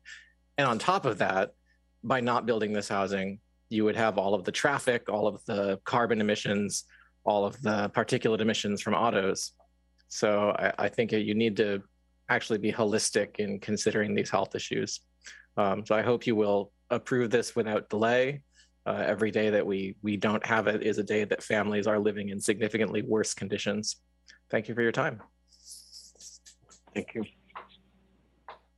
Okay, we have Salim. Hi, yeah. I'm Salim.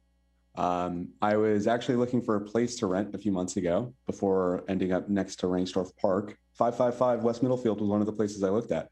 It's a really nice area. It's fantastic that we're going to have this housing project with no displacement. And that's something we really can't take for granted. It'll also help close the jobs housing imbalance. It's not one of those projects that needs office space to make it feasible. It'll reduce carbon emissions from super commuters. And the project also over-indexes on large 2- and 3-bedroom affordable units, which is a game changer for Mountain View residents that have a hard time getting their family into an affordable home. I can say, as someone who's been to a lot of these meetings for 555 West Middlefield, the applicant has really gone above and beyond, both on outreach, to the environmentalism of the project, to the design. It's remarkable how far and above they've gone beyond what's required of them. And frankly, it's astonishing how much we've required of them. The number of years this project has gone through, it started in 2015, it looks like, and here we are still talking about it. I think housing is a human right.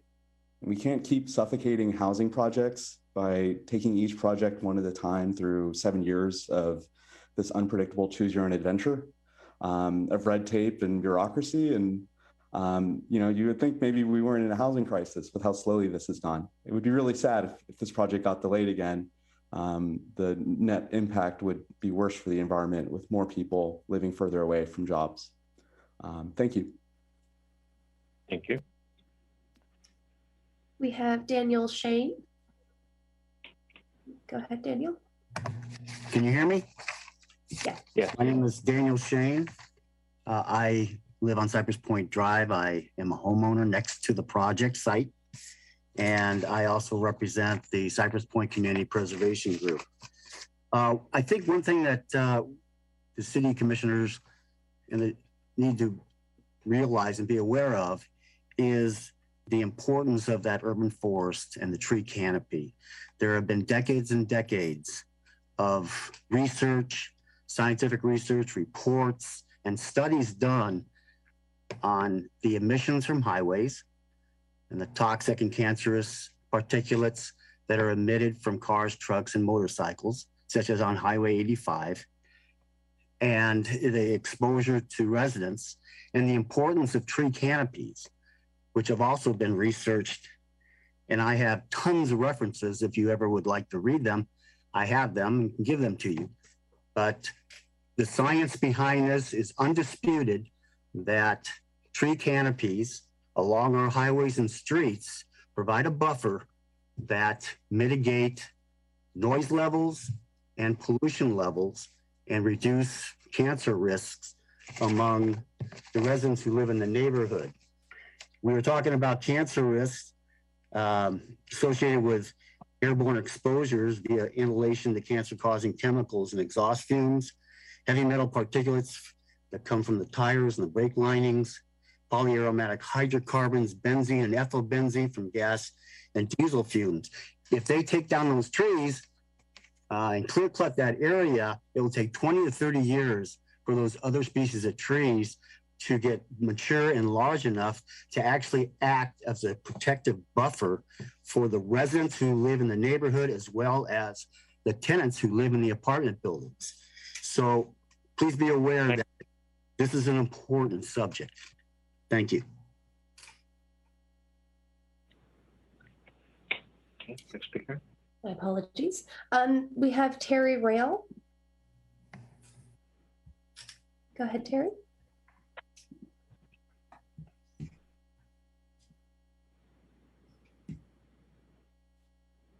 And Terry, it looks like you are muted. you don't mind unmuting yourself. Am I unmuted now? Yes, There you go. go ahead. Yay! My name is Terry Rail, and I've been a longtime resident of Cypress Point Lakes at 555 Cypress Point Drive. We're a 302-unit homeowner condominium HOA, and we're right across the street from this project on the other side of Cypress Point Drive. I'm concerned on this project for 3 reasons. Number 1, the length of construction. Avalon is proposing a 6-year construction cycle, potentially longer, with the staging area for construction being on Cypress Point Drive, where the proposed park will be. So Cypress Point is a small dead-end street.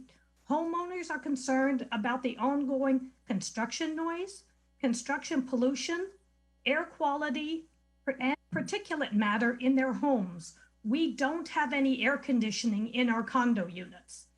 As a homeowner, will we also be notified about any health issues? Concerned that many non-residents will be using our through parking lots as a road between Cypress Point Drive and Central Avenue as a cut through on a routine basis to try to beat the construction backups that are inevitable when you have a project of this scale. Is the city or the developer willing to pay for driveway gates to be installed on our property to keep non-resident cars from using our private property as a cut through if it becomes a problem, or if people start using our parking spaces for their parking?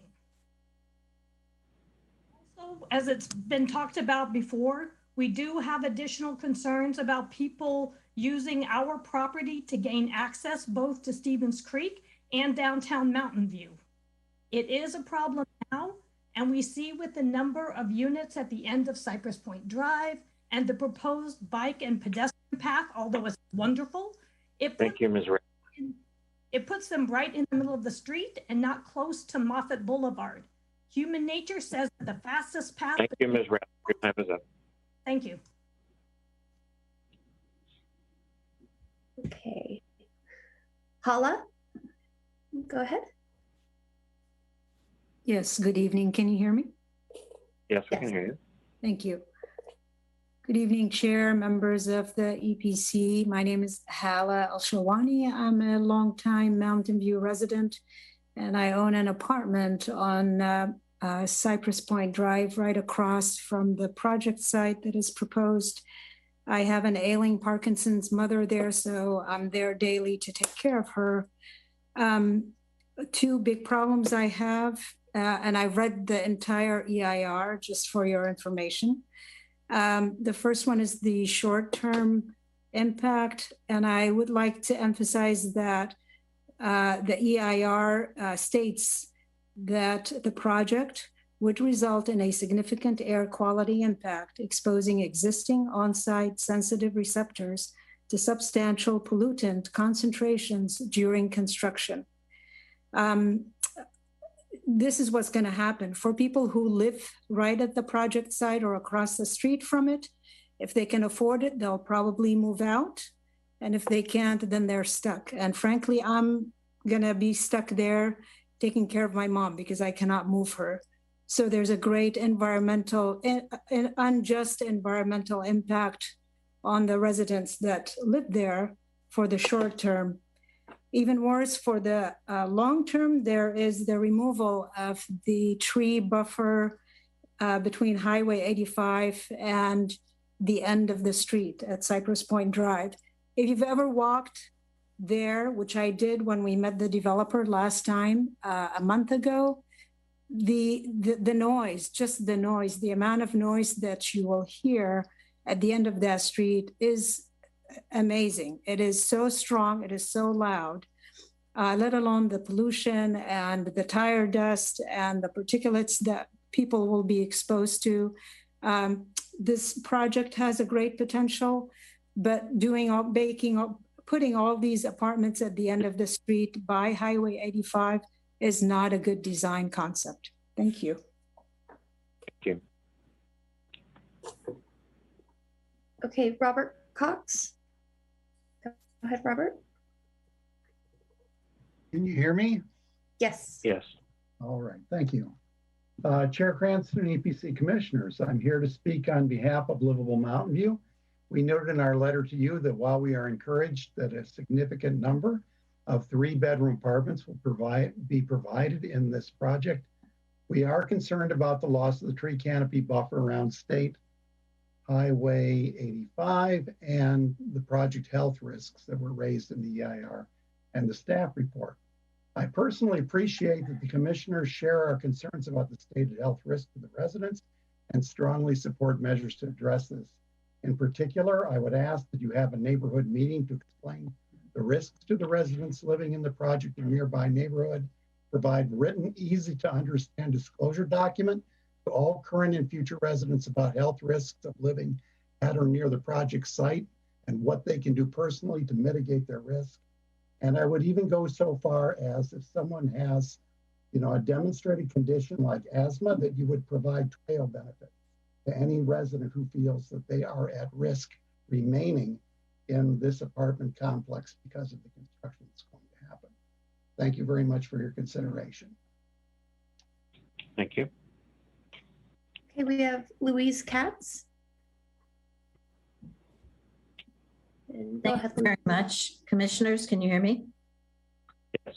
Thank you. Yes, on behalf of Livable Mountain View, I echo what Robert Cox said and what was in our letter, but I did want to point out that the developer was discussing the idea that there'd be filtration, et cetera, for the new buildings. But the point that we're trying to make is that the old units are of an era without sealed windows, without central air conditioning, as I understand it, and that the disclosure, simply disclosing to the residents who have to live with this construction going on under their windows, is truly useless unless people are also assisted with moving out. If that's an option, which not many people would want, but some people may actually need. Otherwise, what we're talking about is a completely captive set of renters that get a very, hopefully, a clearly written piece of paper under their door. If you have infants, if you have health conditions, if you have compromised immune systems, asthma, et cetera, I don't believe that those people should be forced to remain in these apartments under these conditions for a period of up to 7 years. The point is that if the developer cannot mitigate these very real problems, that the assistance should be provided for those for whom this problem would be absolutely life-changing if their health is compromised. So I would like the EPC to understand that more than just notice, there should be an option for the developer to help people and assume the cost of relocating. It's not forever and it won't be for everybody. Thank you. Thank you. Doug Cheshire. Go ahead, Doug. Yes, good evening, Chair Cranston, fellow commissioners and staff. Thank you for giving me this moment to speak before you this evening. My name is Doug Cheshire, and I'm a field representative for Carpenters Local 405 here in Santa Clara County. And on behalf of over 7,700 members, I ask that you stand with us in opposition of the 555 West Middlefield development. Please do not grant the general plan and associated amendments for this project. The project as currently proposed fails to address what should be considered in a responsible development. There is a lot being asked for by Avalon-based communities. Projects of this scale that pass through this commission should have community benefits that bring opportunity to the community as a whole, not just the developer. Benefits that include apprenticeship standards that create career path opportunities for women, minorities, and at-risk youth to enter the construction industry, while making sure that the men and women who are building it are provided health care that currently only 1/3 of the construction workers in California are receiving. Giving the local workforce the ability to work at home with a local hire requirement, which helps reduce the project's overall carbon footprint while keeping earnings in the local economy.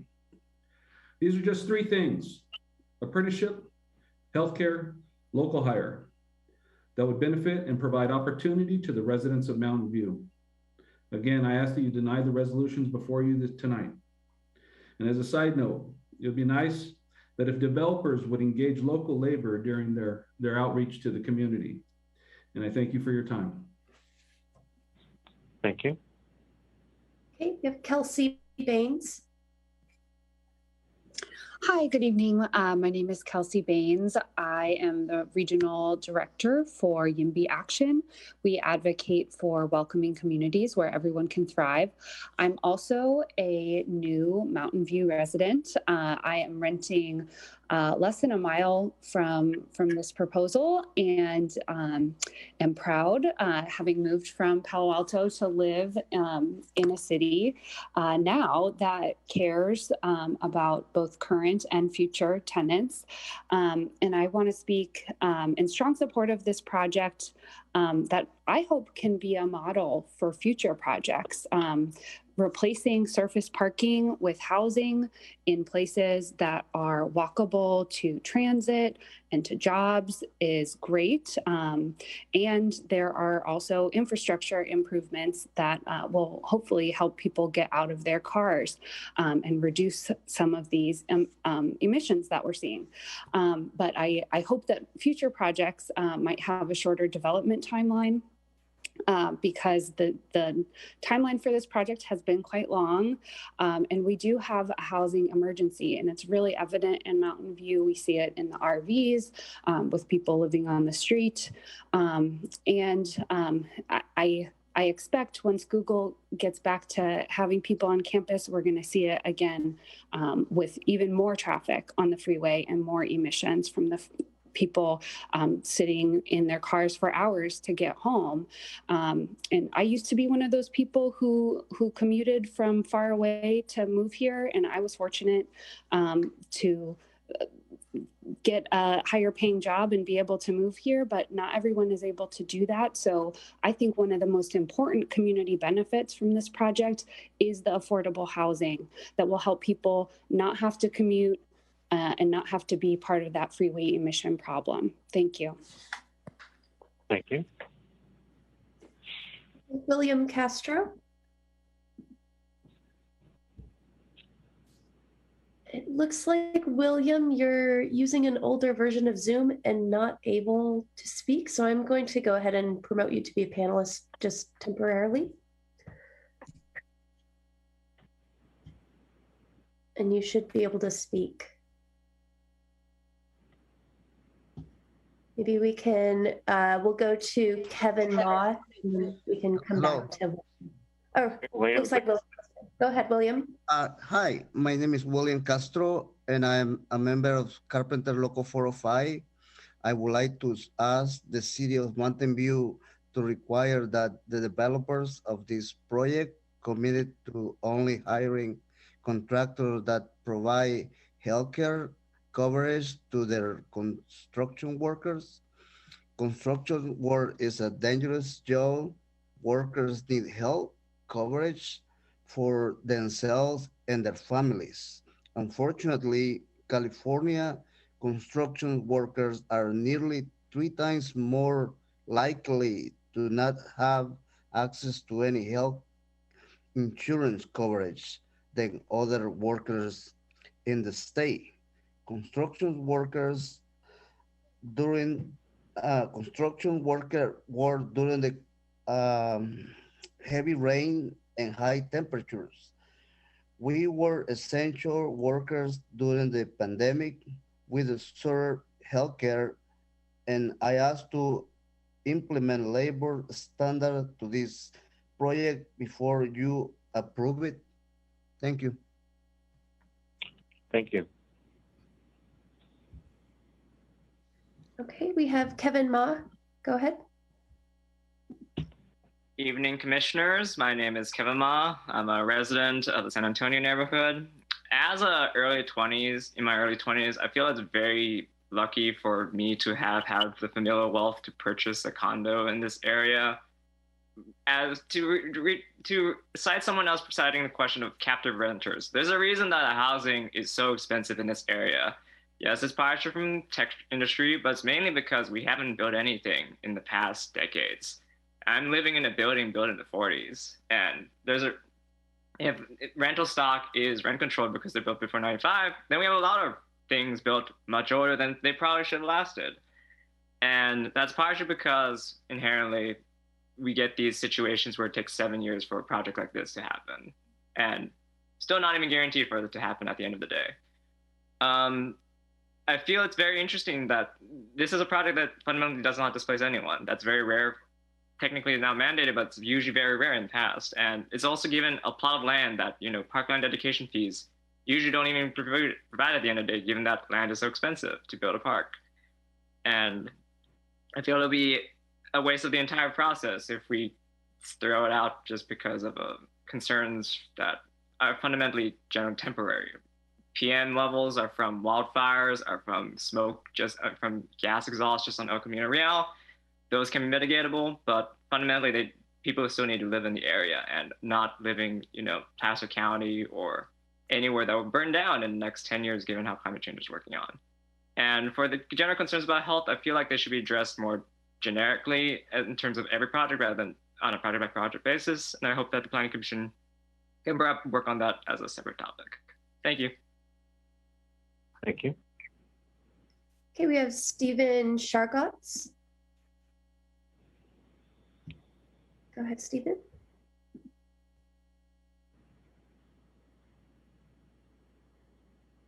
Stephen, it looks like you're muted. If you can unmute yourself. Good evening, Chair Cranston and fellow commissioners and staff. My name is Stephen Shargotz. I'm a carpenter from Carpenters Local Union 405. I'm here tonight to speak in opposition of the project at 555 West Middlefield Road. I have been a journeyman carpenter for 6 years, and the union has afforded me so many great things, from a livable wage to healthcare for myself and my family, and a retirement. Going through an apprenticeship program was a great help to me. I gained knowledge and the skills to progress in my craft. I would like to see the city of Mountain View require apprenticeship standards to project so other apprentices can have higher training to gain knowledge, to build their skills, to be proficient with their tools, and build a stronger skilled and trained workforce. The city of Mountain View needs to implement higher standards for the developers and contractors that want to come and develop in this great city, such as provide healthcare for all employees with no out-of-pocket expense. If Mountain View recognizes the need for a robust local economy and economic development is a priority, I would like the commission to implement a local hire policy so that the citizens of Mountain View can work in the city that they call home. And like myself, make a livable wage, which in turn stimulates the economy they live in. Hiring local also helps by cutting down the travel time, which saves gas and makes for less environmental impact on the city. I would like the chair and the commission to vote no on this project. Thank you.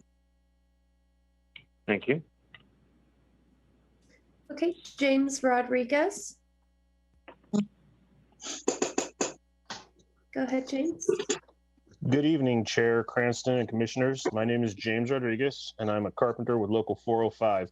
My 10-year career has afforded me the opportunity to train at a state-of-the-art apprenticeship facility and work mostly close to home and provide a stable life for my family. We are all very aware of the ongoing need for housing here and all over the Bay Area. However, I feel that it is our responsibility as a community to not just push these projects through without holding developers to certain labor standards. Things like local hiring, livable wages, employer-provided healthcare, and apprenticeship training will allow others in this community all the same opportunities I've been offered. I urge you to hold the developer to these standards or hold back approval at this time. I thank you for the opportunity to speak. Thank you. We have Pablo Hernandez Sounds. I'm a Mountain View resident as well, and I'm a renter. And I want to start by acknowledging the fact that there is a crisis in Mountain View already, and that is a housing shortage crisis. And that's because housing projects are getting blocked, sometimes because they displace existing tenants. That's not the case for this project. Sometimes because they don't provide back to the community. This project is providing back a lot, and it's creating a park. Sometimes just because there's not enough space, and that's not the case for this project. Or projects get blocked because there's not enough affordable units, and that's not the case with this project. Renters like myself, we're spending an absurd amount of money, and we are desperate to find more housing, and that is a crisis. the housing shortage is an existing crisis. And however concerned that we might be by other aspects like the environmental pollution, like noise, there is an active crisis that we need solving now, and that is a housing shortage. We are currently desperate for more housing. I please ask you to move this project forward and to help us solve that crisis today. And however concerned people might be about how this impacts their own wealth or about how this impacts their own job status, I want to invite people to take a deep look at themselves, because we have people right now who are living in the streets, and we are seeing people getting displaced more and more every year. And this permitting more housing is the way to solve it. Thank you. Thank you. Okay, Denley Rafferty.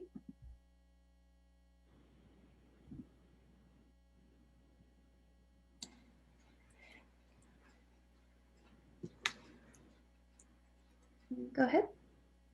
Okay.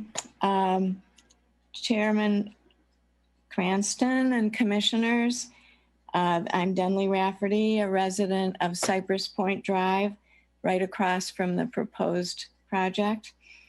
And I'm going to be very brief and say that I don't approve of it, mostly because of cutting down the trees that are in Project C, because they do mitigate the all the debris that's in the air.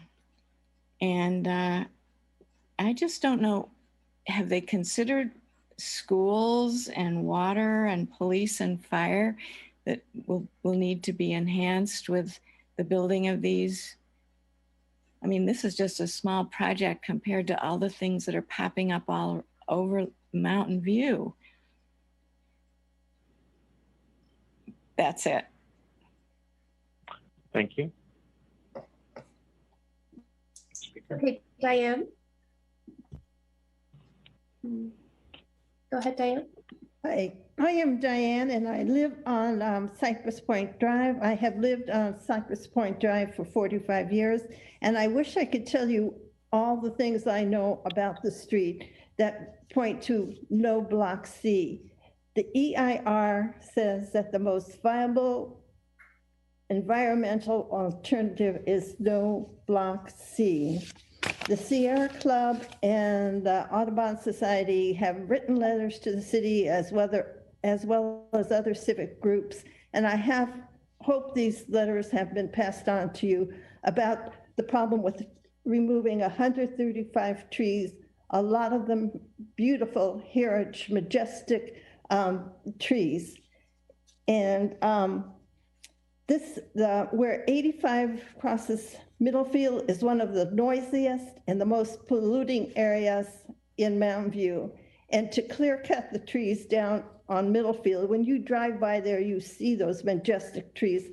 And along 85 is going to affect the health of the resident, not only of the residents who are going to be living 40 feet within that freeway, but the residents of the whole Willowgate community. I hope you really have a chance to review the letters that have been sent to the city.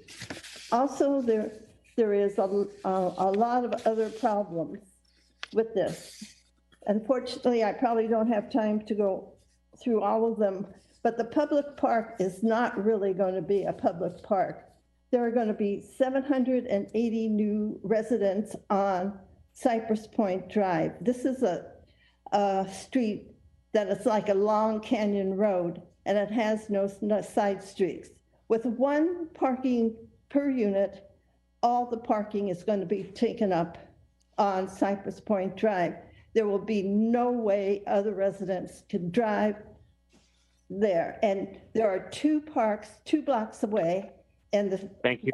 Time. Can I please talk a little longer, because this is a place I have lived for 45 years. I'm a local resident, and I'd like to explain a few more things. Time for trying to provide an equal amount of time for every speaker.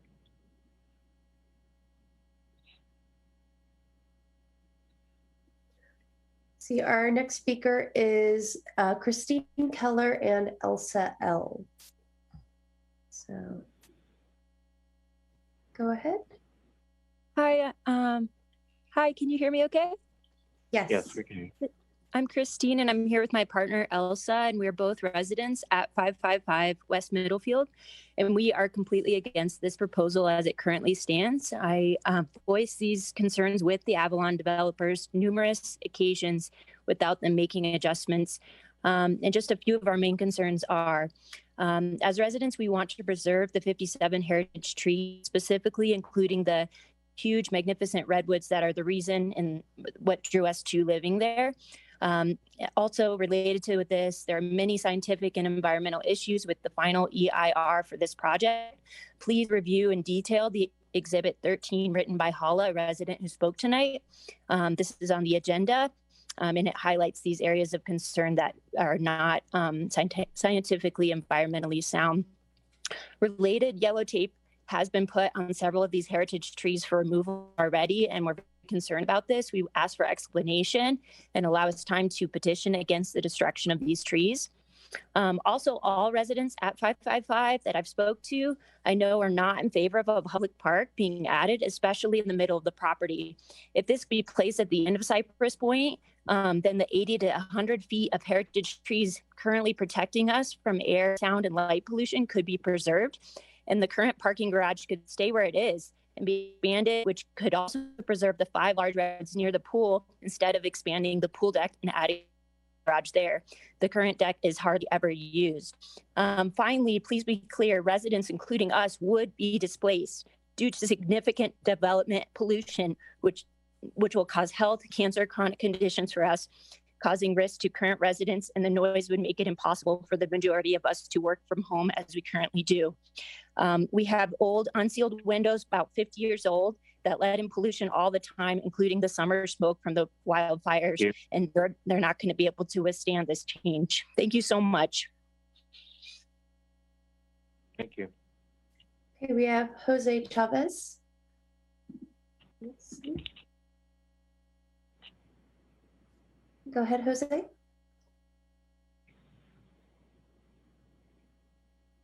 Looks like you're muted, Jose.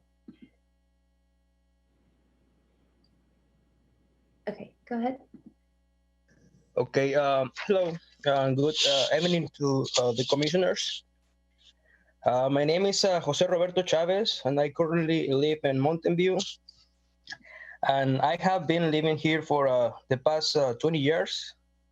I'm a member of the 405 Carpenters Union located in San Jose since 2015. The union has made a big difference in my life for many reasons. I have been able to give my family great health coverage and other benefits. I also, the union also offers me a retirement savings plan and an option to have my own 401k retirement. In addition, working as an apprentice, I gained me access to a 4-year training program that I have recently completed. And I'm now a certified journeyman, which are very proud of that. It has also helped me negotiating better pay for all the workers, which has benefit me and my family. Furthermore, I also the union also provides a safe workplace for constantly implementing safety measurements for workers and for the environment.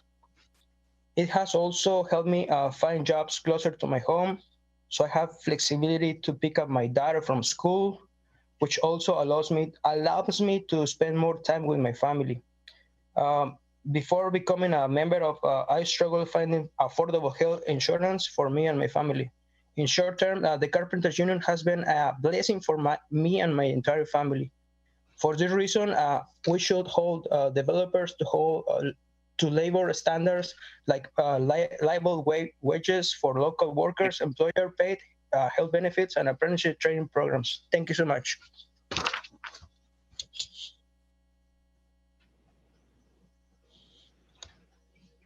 You're on mute.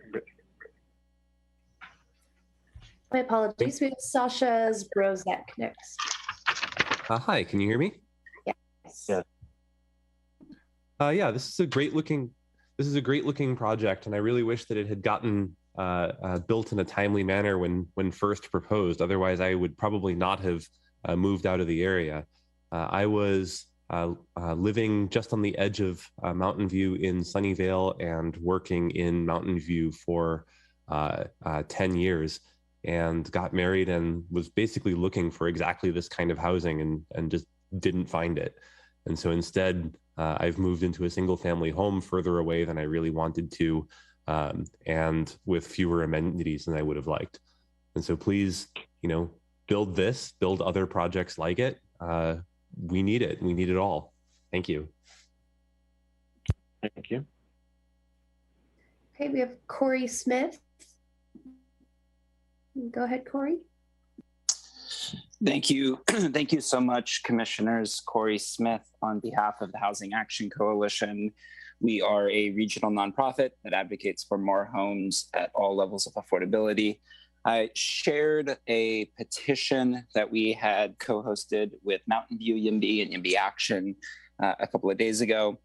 That petition had a number of Mountain View residents on it, and certainly want you to encourage or to think of them when making your decision tonight. I am going to read some of their comments, but listening to the proposal, it does sound like there are a lot of bells and whistles on the project. A lot of affordable housing, high quality, and huge amounts of open space, top of the line and honestly expensive, environmentally friendly buildings, and that is all great. And at a certain point in time, projects do become economically infeasible. And it's really tough to predict sometimes, but there are a lot of projects around the entire region that are fully entitled and not getting built right now because that financing has changed.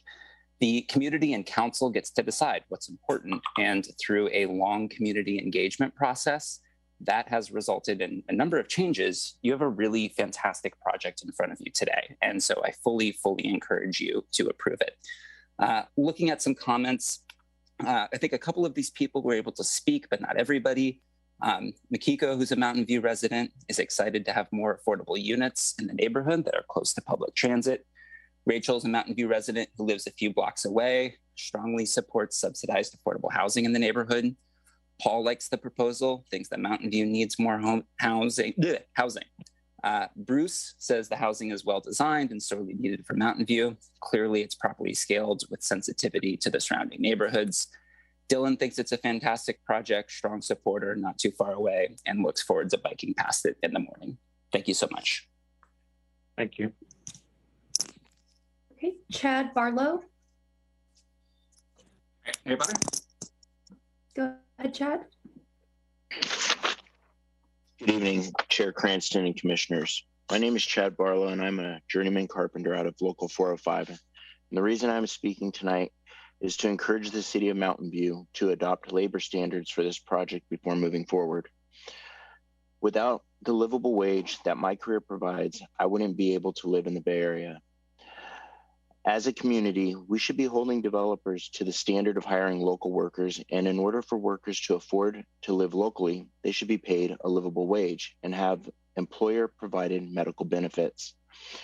If these same developers are to utilize workers from state-certified apprenticeship programs, then there is also a higher likelihood that this project will be finished safely and of a higher quality. I urge you to hold these developers to these labor standards before allowing projects like this to move forward currently and in the future. Thank you for granting me the time to speak tonight. Thank you. Okay, we have Harold Smith. Go ahead, Harold.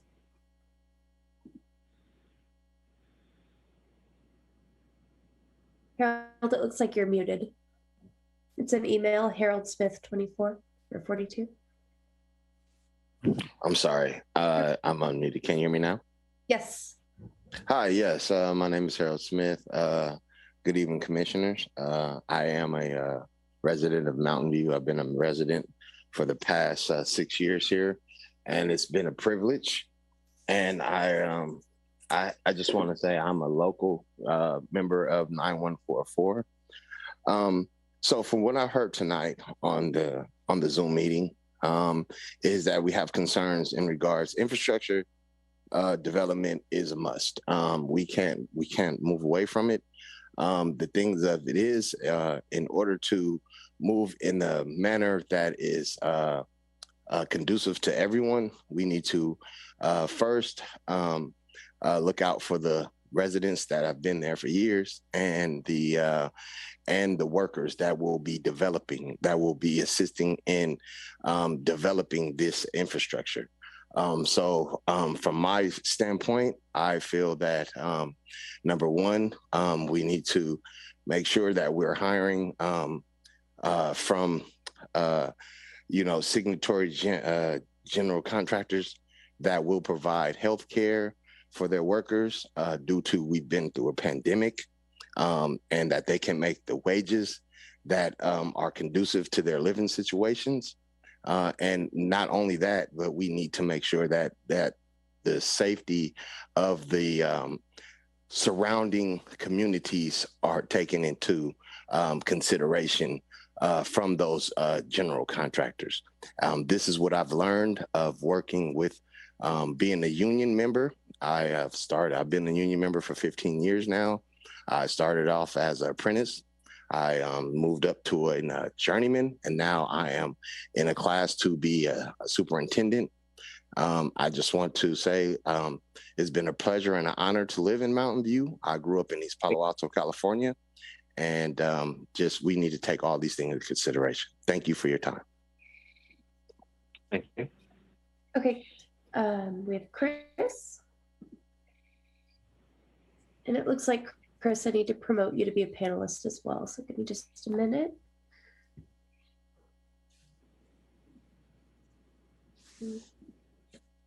Chris, if you're here with us, you can go ahead and start and we can come great. back to you. Okay. My name's Chris Perry. I live across the street from 555. I'm in Cypress Point. I guess I'm going to kind of repeat a lot of what you already heard. My concern is with Block C and its density at a dead-end space. I have great concerns that Cypress Point, both the walk path and the driveway, the vehicle pathway will simply be used as transit points for most of the people getting to the trail and to Mountain View. I'm also kind of concerned that a lot of our buildings are very old, and when construction happens, we're not going to be able to seal our buildings away. Like, we can't double paint it, we can't put HVAC in. So these are issues I think need to be addressed. But my biggest concern, and this is a suggestion, so I guess this goes to the city, is to a lot of us in 555 and in Cypress are not very thrilled about the park. It would be nice if we could give Avalon Bay the flexibility to not have a park and maybe spread out the density in Block C a little bit so it's not so heavily tilted to the end of the street. Maybe this added flexibility will allow them to reduce construction, maybe spread out where the parking is. I do ask that this is entertained, that it might be able to address a number of issues that have been brought up. Thank you very much. Thank you. Hey, Leona Chu. Go ahead, Leona. Can you hear me now? Yes. Yes. Okay, good. Chairman Cranston and commissioners, I want to say that I hope you will recommend a modified proposal for what Avalon plans to do. And I urge you to save the tree canopy in Block C because it will keep air pollution control levels where they are now, a healthier level. If you allow them to remove the tree canopy, which they indicate they will do, you will have worse air pollution for all the residents who will have to live in Block C. And I don't want that to happen. It's unhealthy. The other is I support the suggestion that current and future residents of 555 West Middlefield be involved or informed about the proximity of their homes to Highway 85 and the kind of toxic air and brake dust that traffic generates. So I hope you will recommend a modified proposal to the City Council. Thank you. Thank you.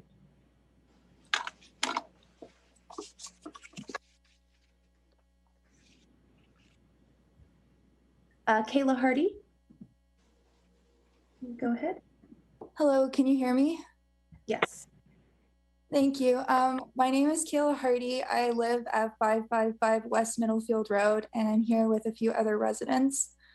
My first concern is that there will be displacement because of the pollution from the construction, and I am worried about how the warnings are communicated to current residents, because I feel like it is hard to communicate and some people might not be able to leave. And I also just want Avalon to communicate with the current residents more about this construction project. It would have been nice to get an email that today's event or meeting was happening. I feel like more people do want to speak out about this project, but maybe they missed the flyer in the mail. And so I just want there to be, I guess, more communication from Avalon about it. So that's some of it. And another concern I have is about the trees. I understand that trees have to go. It is a little sad already seeing the yellow tape on the trees, as someone already mentioned, but I also wonder about living so close to the highway. The noise is already audible from where I live now in the apartment, and I'm not sure how enjoyable it would be for people to live right next to that highway. But I also understand the need for more housing. I'm just not sure people would actually enjoy living right there.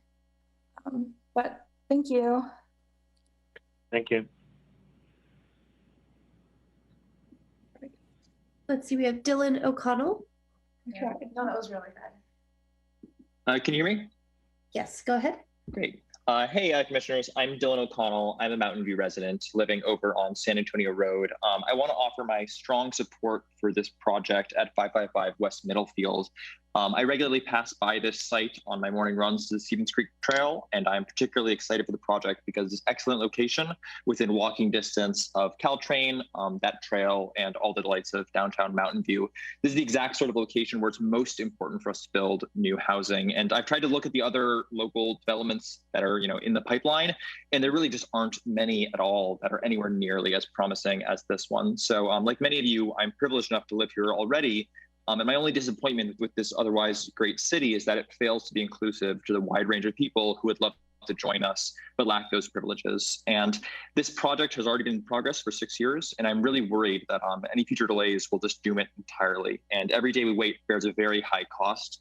And we are currently, we're somewhat shielded from those costs, but the future residents are not. So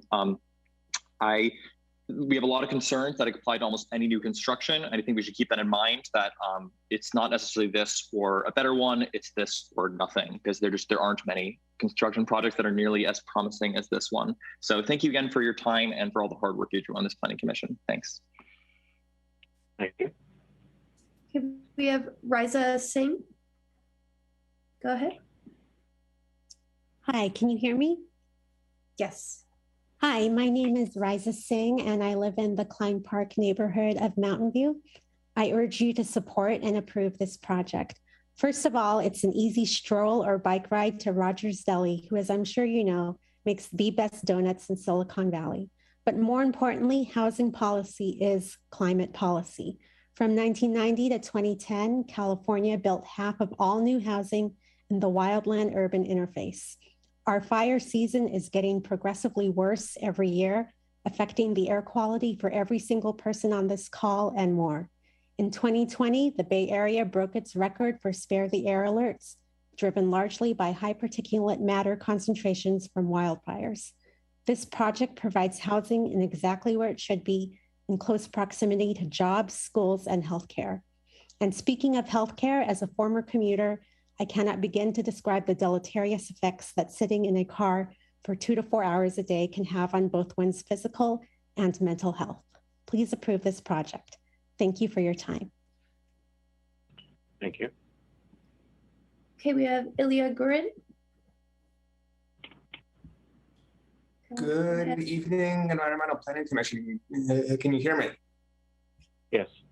My name is Ilya Gurin. I'm an 11-year Mountain View resident, and I strongly encourage the commission to support this project. It's an excellent location close to jobs, neighborhood retail, and transit. I appreciate the earlier discussion and the deep concern about the environmental impacts of the project. However, I would like to note, although this is legally outside the scope of the EIR, that the commission has not considered the health and safety impacts of commuting multiple hours a day, which the 323 future residents, give or take, of this project will no longer have to do once they move in. And this will, the environment, this and other environmental benefits will continue to accrue for the life of the project, not just during construction. It's well known that we have a critical shortage of housing here in Silicon Valley, and this housing is badly needed. Thank you. I yield my time. Thank you. Okay, James Kuzmo. Go ahead, James. Good evening, commissioners. My name is James Kuzmo. I'm a 23-year resident of the Willowgate neighborhood right near where this project is. And I want to say I strongly support it. It's a outstanding project. I'm not sure we've seen one as good in Mountain View recently, and I want to see it move forward as quickly as possible. As previous speakers have noted, every day of delay is another day that people don't get to live in their homes. And just to speak to some of the concerns that have been raised, I know that for myself, I do not look forward to some of the additional car traffic that will be produced by this project. I think it's unfortunate that our archaic and backward zoning code means that we're going to be spending huge amounts of money and space on parking for cars instead of building more homes for people in this project. But despite those misgivings, it's still an outstanding project. And as some speakers have noted, it is much, much better that these new residents and new neighbors be living here in Mountain View near jobs, near amenities, and being part of our great community, rather than commuting in from hours away or living in overcrowded apartments, or like me living in 80-year-old apartments that will go as flat as a pancake in the next earthquake. And so I look forward to seeing this project move forward, and I would hope that you do everything you can to make it move forward without any further delays so that we can invite hundreds of new people into our community as soon as possible. Thank you. Thank you. Okay, and lastly, we have Elsa L. Go ahead. Hi, I'm speaking on behalf of Elsa Lau, my partner. I spoke earlier, but he realized there's two of us, so hopefully it's okay. We have the added time, and she's not able to speak, but she's right here. I wanted to continue on about the point about the pollutants and why we would need to be displaced by the project. The building is very old and the windows aren't sealed. A lot of people have talked about this. They talked about the rent rebate, but we right now have tons of amenities, which isn't our main concern, but those are going to go down to zero. So I think a rent rebate only accounts for that. It doesn't account for the significant health issues, long-term health issues that we would be faced with. And we're being faced with that we have to leave if this goes forward as it stands. We're in support of it being amended greatly and having additional development. But as said previously, moving the park would be a really important part of this so that the development could still include a lot of new housing, and all of the redwoods that we're talking about could actually be preserved, again, just simply by moving the park to where Block C is currently. that whole 80 to 100 foot of heritage trees would be maintained, which would help continue to protect us. As people have mentioned, it's a very loud noise from the highway, let alone the air pollutions. And the trees are right now protecting us. And as someone said, it can take 20, 30 years to get anywhere near the protection that we currently have now. We want to see things change, like the park, if it has to exist, move to Block C, keep those trees right there in the park. That will be such a beautiful thing for all of Mountain View. And if anyone can visit those, there's 3, but there's actually 5 redwoods by the pool that would be destroyed in addition. And that's where they want to put the parking garage. Just keep the parking garage where it is. It currently has a lot of tennis and basketball courts that are used. We look out over them, and they're used by so many community members every day, which is such a plus. Just advance that into a deeper parking garage and keep the redwoods instead of expanding the pool deck that we don't need. No one's hardly ever using it. So we just really wanted to highlight our concern for our health and our concern for these trees that are protecting to mitigate health risks that are already at play. We really thank you all so much. Thank you. Okay. And there are no more public speakers. Okay. All right, then we'll bring it back to the commission for discussion.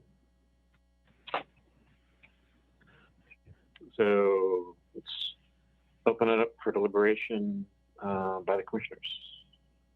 Who'd like to talk first? Commissioner Hairmeyer. Sure, I'm happy to kick things off. First, I just want to say how much I appreciate the strong public turnout tonight. I think we're fortunate to have such an invested community and really thinking about the future of housing in Mountain View. And I also want to applaud the developer on the journey that I've seen unfold with this project in particular. Tonight, I'm eager to hear the feedback from the rest of the commission. I'm happy to share some of the reasons why I plan to strongly support this project. Largely, it has to do with the responsiveness of the developer to address a lot of the earlier concerns about the design and the heritage tree locations. This really is a prime location within a half-mile of transit and to add housing without displacing existing residents. I think the staff report did an excellent job on page 9 of really identifying why this particular project aligns with the objectives set forth in the city's general plan. The idea of taking underutilized parking and really making that into something that can not only be publicly enjoyed in open space, but housing near transit and near jobs and near so many amenities. I'm really also excited about the fact that I know there are concerns about the length of the development horizon for the phasing. One thing I don't think that was pointed out is the fact that as these new blocks come online, so do the BMR units. And so the idea that we're not waiting until the very end of the project to have new BMR units, but to see them come on sequentially is also promising to me. I heard a lot of concerns about noise. I think one other point that maybe wasn't made as clearly is that the addition of adding the Block C building will also reduce some of the noise mitigation for the residents on Cypress Point. So I just want to make sure development always comes at a cost. I grew up in this neighborhood. I can tell you that a lot of Cypress Point and those areas were former orchards, and there was an uproar when all of those units went in. And now we're so fortunate to be able to walk to downtown and have these great neighbors. And I think there's really a responsibility for us to be thinking about those people who aren't here at our meeting tonight and want to come and live in Mountain View. So I really want to hear from others about how we can make this project better. But I do look forward to giving my support. Thank you. Commissioner Nunez. Awesome. I also have the bug, so excuse me. Yeah, I definitely appreciate a lot of Commissioner Hairmeyer's thoughts just now. And I also want to start off by acknowledging and being in agreement with I think Commissioner Dempsey and Commissioner Yin's or the last statements made around that level of engagement that I think can be so easily, that bare minimum that can be done by developers when they are, when their projects are causing some sort of disruption to people's lives. I think that, being very clear and more than anything, being very human, getting on a human level and engaging people as, you might engage your, daughter or mother if they were living in that, in that situation. I think that's the human touch that I would really encourage the developer to continue as they proceed throughout, the project. But as far as my thinking on this project, when I look at a project, especially one that is of this kind of magnitude, magnitude relative to what we've done in Mountain View in our history, there's three considerations that I'm really thinking about. And those are the impacts that the project will have, or such a project could have, on our marginalized communities. The second is in what ways this project is either beneficial or responsive to the context of ongoing climate change that we're living in. And the third is, how does this project help assure a healthy and accessible Mountain View for future generations? And so on that first, kind of topic, I do think a lot about, number one, the displacement.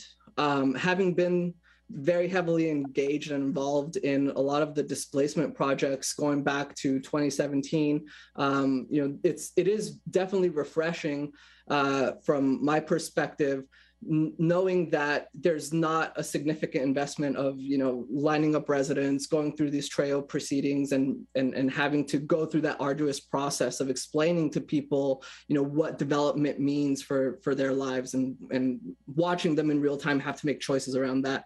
So that's one thing that I'm very much appreciative of. I'm also very much appreciative of the applicant not only being open to, definitely being open to, working with the rental housing committee that the City of Mountain View has set up specifically to work on mitigating such issues. I think that, the voters of Mountain View were wise in putting up such a body so that, we would have a more direct and able channel to address these concerns on the ground level. And then I guess for the applicant, I do have one question. Were you ever contacted, and I know this project has been going on for a long time, were you ever contacted by anyone from labor around, this project? So Joe Kirchhoffer from Avalon Bay. I had a nice chat with one of the commenters yesterday morning, and very amicable and pretty friendly. And then I saw the letter. Didn't bring up anything about the healthcare and the other things. But then I saw the letter that they sent yesterday about 5 o'clock yesterday evening. So we work with a lot of union subcontractors, a lot of union members around the Bay Area. So we're in touch with a lot of these folks all the time.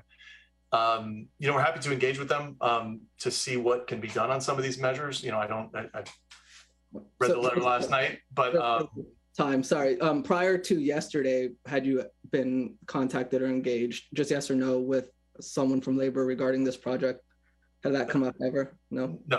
And then a question for staff. I believe that we did get a letter yesterday, January 4th, regarding this project. But for anyone in staff, to the best of your knowledge, did labor ever reach out to us regarding this project in the years that it was in the pipe?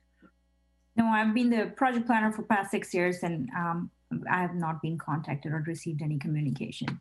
Okay, cool. And the reason why I bring that up is because, as someone who deeply believes that the Reagan Revolution in the 1980s, put labor on the back foot, and as much as I believe in the need for a healthy labor union presence in America and the expanse of organized labor, one thing that I would find to be very appropriate for these kinds of situations is really looking at a broad policy approach in the City of Mountain View that brings in stakeholders from labor, from development, and bodies like the EPC and like our city council to craft policy that is much more suited to having projects be have this lens incorporated into a project's life cycle from the get-go, as opposed to, unfortunately, at this moment, the last hour, where this project is ideally wrapping up. And I'll try to be more brief, but the other point that I really want to touch on is, and this is probably the most important of all the things in my lens that I look at, is this nightmare of climate change that we're all living through, unfortunately. Everyone here, in the last few years, when the Paradise Fire started, when the fires were going on just earlier in 2021 in June, it was hard to step outside and not feel that asthma-inducing particulate coming from forest fires. I mean, these things reach New York City, these plumes. And so when I'm hearing, and the reason why I bring that up is because I know that trees are, aside from the environmental benefits of having trees, which is the issue I want to touch on, and that kind of spiritual relationship that I think is 100% valid and that is meaningful to, a lot of people, including myself. I've loved trees in my life.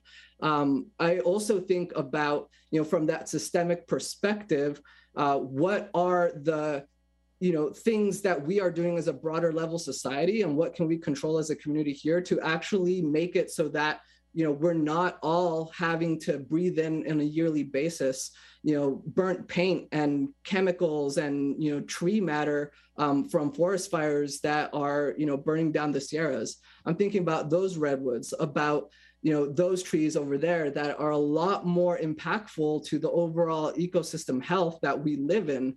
And so I do want to say that, as far as the trees go, I think that when we look at the density of the units and the ability to provide people an opportunity to live in a much more desirable, jobs-rich area that won't require commuting from Santa Cruz to here, as I did for almost a whole year before I was able to move here, I think that's going to be a far more beneficial model as a society for us to take, to start to develop along those lines, as opposed to looking at, kind of the, project by project tree canopy as its own closed system, which we know it's not.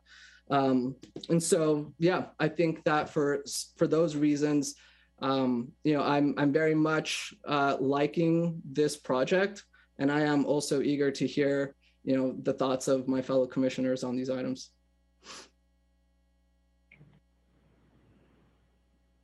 Other commissioners? Commissioner Ian. Thank you.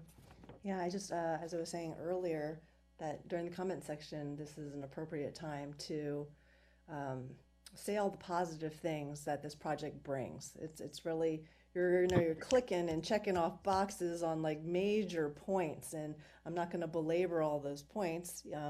We know them all, and I'm a big proponent of that. So I feel like there's tons of great things about this project. And so like I said, you're hitting so many, you're like 99% of the way there. And what I brought up was like that last 1%.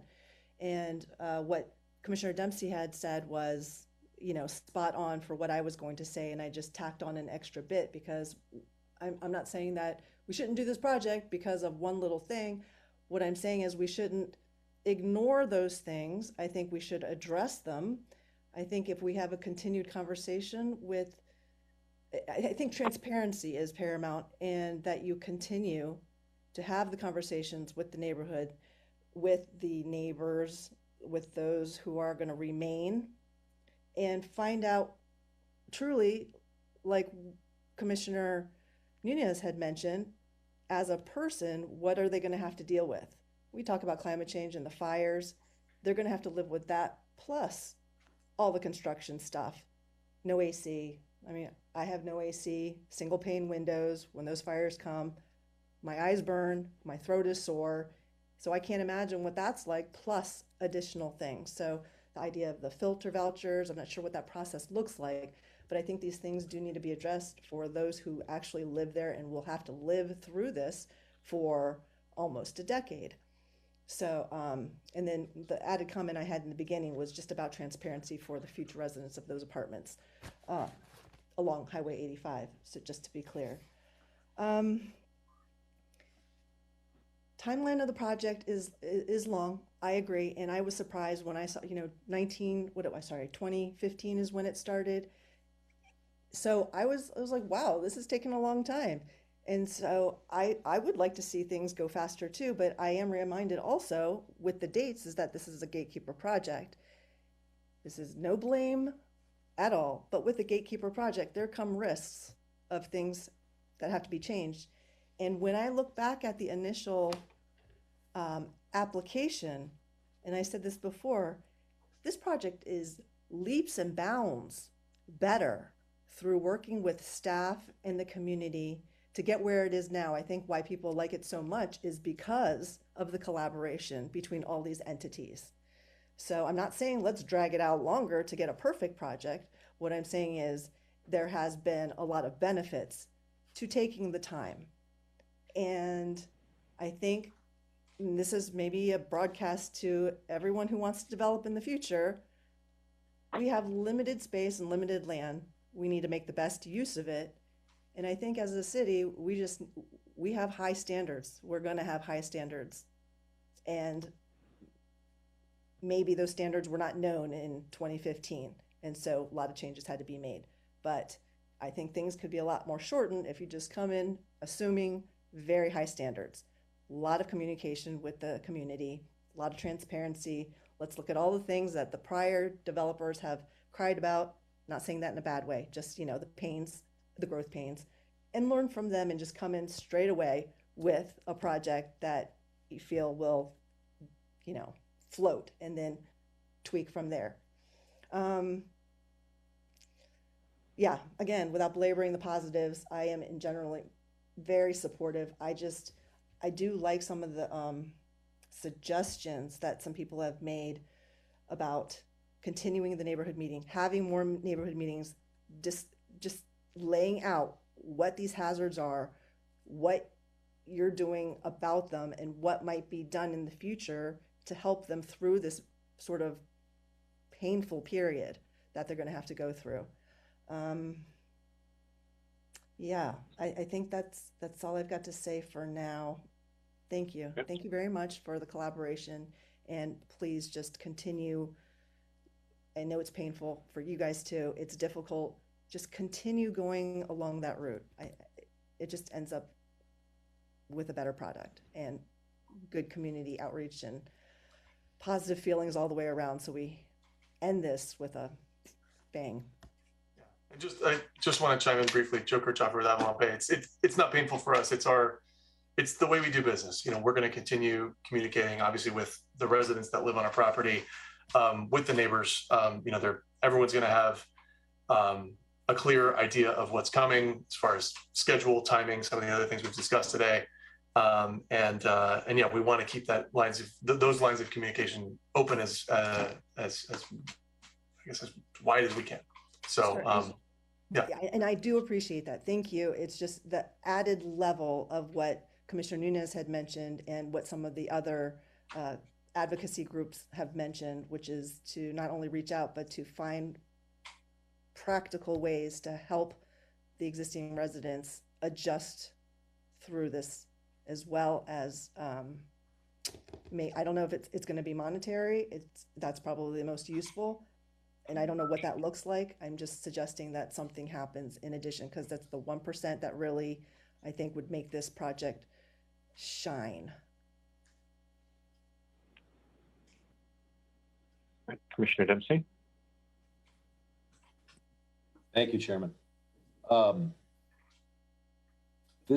It would be easy to say that this is a hard one, but the truth is that, at least for me, I don't want the perfect to be the enemy of the good. And in this particular case, this is a good project. Hundreds of units to ameliorate a huge jobs housing imbalance in the city. 50 plus affordable units, which is going to make a big deal to a lot of families. There's no direct displacement. It's right by transit in downtown. It's that's pretty good. That's pretty darn good for, I think, for a lot of the options that we have. There's been significant design concessions made over the course of 6.5 years. I think lots of care has gone into what we're going to do with the trees, and that, you know, I recognize that a lot are still going to get cut down, and loss of any tree is, you know, is hard. And the truth is, Avalon has been, I think, quite responsive and has done a lot of things right. They really have. And trade-offs, I guess, are just part of the deal. And I say this being mindful that there's going to be real impacts for the residents, and there's going to be real impacts for the neighbors. And I don't want sort of the gravity of that lost. But if my job is to weigh what's good for the whole city, and everybody who works here, even if you don't live here yet, then I'm going to support the project. In doing so, I would only ask, I guess I'd ask two things. That when community benefit decisions start being made later on, I really hope that those community benefits are done in close communication with the neighbors, and done hopefully for the benefit of the neighbors and not just spread out sort of randomly, right?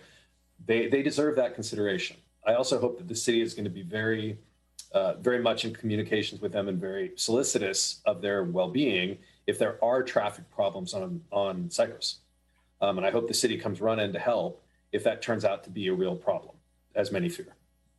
And for the residents, I very much hope that all those residents are given very, very clear, non-legal, just like you're talking to your uncle, kind of guidance and information about what exactly the potential health impacts might be and who needs to worry and what can be done about it. I think it's fantastic that they're gonna run some kind of rebate program with the Rental Housing Commission. I think that's exactly the right thing to do. And I do hope they look at, you know, easier mitigations, like putting a portable air filter, a HEPA filter, something in the unit, or even looking at like relatively easy, low-hanging fruit, like indoor air quality audits, where you just go in and you caulk the windows or something like that. I recall hearing that all of the existing units are going to get upgraded around the outside at some point. I forget if it was early or late, but at some point I remember hearing that was going to be true. I really hope that those units, and especially the units that are the closest to the construction, I hope that you look at those for easy ways to improve the air quality inside the unit, whether it's replacing a few windows or double caulking it, or I don't know what. I'm not an expert in that stuff. But I really hope that the developer will be in consultation with all of the residents, trying to be creative about what you can do to mitigate those environmental health hazards so that nobody has to leave. Because the point is to bring more people home. That's the point. And it would pain me to hear that a bunch of people actually had to give up their home in order for other people to find it. So with that, but I will be supporting the project today. I've heard from everybody but Commissioner Goodyear's. Thank you. When I looked at this is my first meeting on the EPC along with Alex, right? And I'm looking at this project and I'm thinking, hey man, this is pretty sweet. It's good, it's got its pros, it's got its cons. But in essence, you've got like 3 stages of development. And so you've got 3 major projects lined up for the next 7 years or so, right? And that's factoring in the 10% supposed increase in rates for construction and lumber and electricity, wiring and all that. And that's just for starters. So to be at this stage now, it's quite exciting. And I thank you for being a part of our community with the exchange of ideas and feedback. I'm in support of the program. That's not a secret. In terms of your ability to get the feedback that you received from the city, that is much appreciated. I hope that becomes a standard for projects like this moving forward, where we do have developers that will listen to the community and that will look at it as something that's worth investing, not only just in the dollars and cents aspect of it, but also in the overall living community of Mountain View and what that means for the residents, for the city, and for future development relations between the developer, the city, and the community. Having said that, I also understand and correct me if I'm wrong here, Joe, but your bidding process for subcontracting out who's going to do what hasn't even started yet, right? Yeah, that's correct. So at this stage, okay. So at this stage of the game, all of our union folks can rest assured that once that process begins, it's not late at the end of the game. They're not being excluded out. Once that bidding process opens up, then they'll be more than welcome to also apply for whatever projects are available that you might be needing help with, correct? Yeah, yes. I mean, we have union subcontractors on every project we build in the Bay Area. Not 100%, but there's a portion, and we're open to bidding to any qualified subcontractor that's interested. Right, and I just wanted to bring that up so that everyone who's been chiming in, all the guys who have been calling up and our colleagues in general understand the process if they don't already. And if they do, I apologize. I don't mean to be a smart ass. I'm just trying to get clarification for the record. And that's also because my father was in the union, right? I'm a product of union benefits. So I understand the frustration and the hope and the opportunities that exist in those positions for themselves and their families and the community. I hear what they're saying. And I'm sure you do too, Joe, and all of us here are appreciative of that. So rest assured that at the end, the process is about to begin and everyone will be able to apply for the opportunity to see if they're a part of the process. So having said that, thank you very much for your time, and I look forward to voting in favor of this project. Thank you. So I'll just add my comments here. Looking at the different elements of the project, I understand some of the concerns regarding the trees along 85, and that, quite frankly, my own feeling is that when you look at the location of Block C, that will do far more to mitigate noise into the rest of the community than the trees themselves do. Don't minimize the benefit of the trees, but the new construction is going to have to deal with the fact that it's in close proximity to the highway. It's going to have building sound standards that are going to be required as part of it. And so I'm not actually concerned about noise in Block C from the highway, because it'll have to be built in from the very beginning. And I think Joe's alluded to that. That's going to be needed for them to even be able to rent the spaces out. Regarding the air mitigation, I guess this is kind of a comment to Diana and to Stephanie. We're in a little bit of a unique situation here in that it is CSFRA, so there'll be things that can be done potentially through that program, but this is going to be one of the first, what I call truly infill kind of positions, opportunities, where we're trying to build in the middle of something and not disturb on either side of it. I'm very glad that this case, we're not removing the rent-controlled units, but this is actually something that I think staff is going to need to look at. And how do we handle this? Because hopefully this isn't the last project that comes up like this, where there's going to be construction in the middle of existing units, and it happens all the time up in the city. San Francisco, just near where my shop is, there have been, 4, 5, 6-story buildings basically dropped into a hole in the ground in between other 4 or 5-story buildings. And so there's going to be particulate impact. There's going to be, impact on the community around it. And how do we do this in a way that's going to be effective going forward? We can probably learn some things from other cities that have gone through this, and I'm sure our outside consultants can point to other locations like that. But it's going to happen, as we do infill development, and I'd much rather do this than plow down 402 units and start over. I'm very glad we're not displacing the people that are here, but it's also means something. Here's an opportunity for the city to learn from it. How do we do this effectively, so that the next project comes along, or the things that we need to consider as these things kind of go forward. So hopefully the staff will take this as an opportunity going forward to look at this as maybe something we can learn from future projects. Overall, I like the idea of replacing parking lots with something productive, and I would agree with many of my fellow commissioners that the outcome here, when you look at where it's come over the years, has been very positive. I don't minimize the impact that it's going to have on the neighbors during construction, but I think it's, you know, the taking those all those cars that would be driving from Hollister or Mount or Morgan Hill or, you know, someplace so much farther away, and them now living in Mountain View is going to have a larger long-term impact on our environment and in the traffic than the short-term impact here. So I'd like to see us looking at that. Regarding the laborers, I kind of view that as a city council or broad issue. I'd be reluctant to do something that looks specifically on one specific project. If the city council wants to look at whether there needs to be job training programs and like for projects going forward, I feel that needs to be something that's looked at more broadly, as Commissioner Nunez mentioned, not dropped on a project at the last minute, as this would be.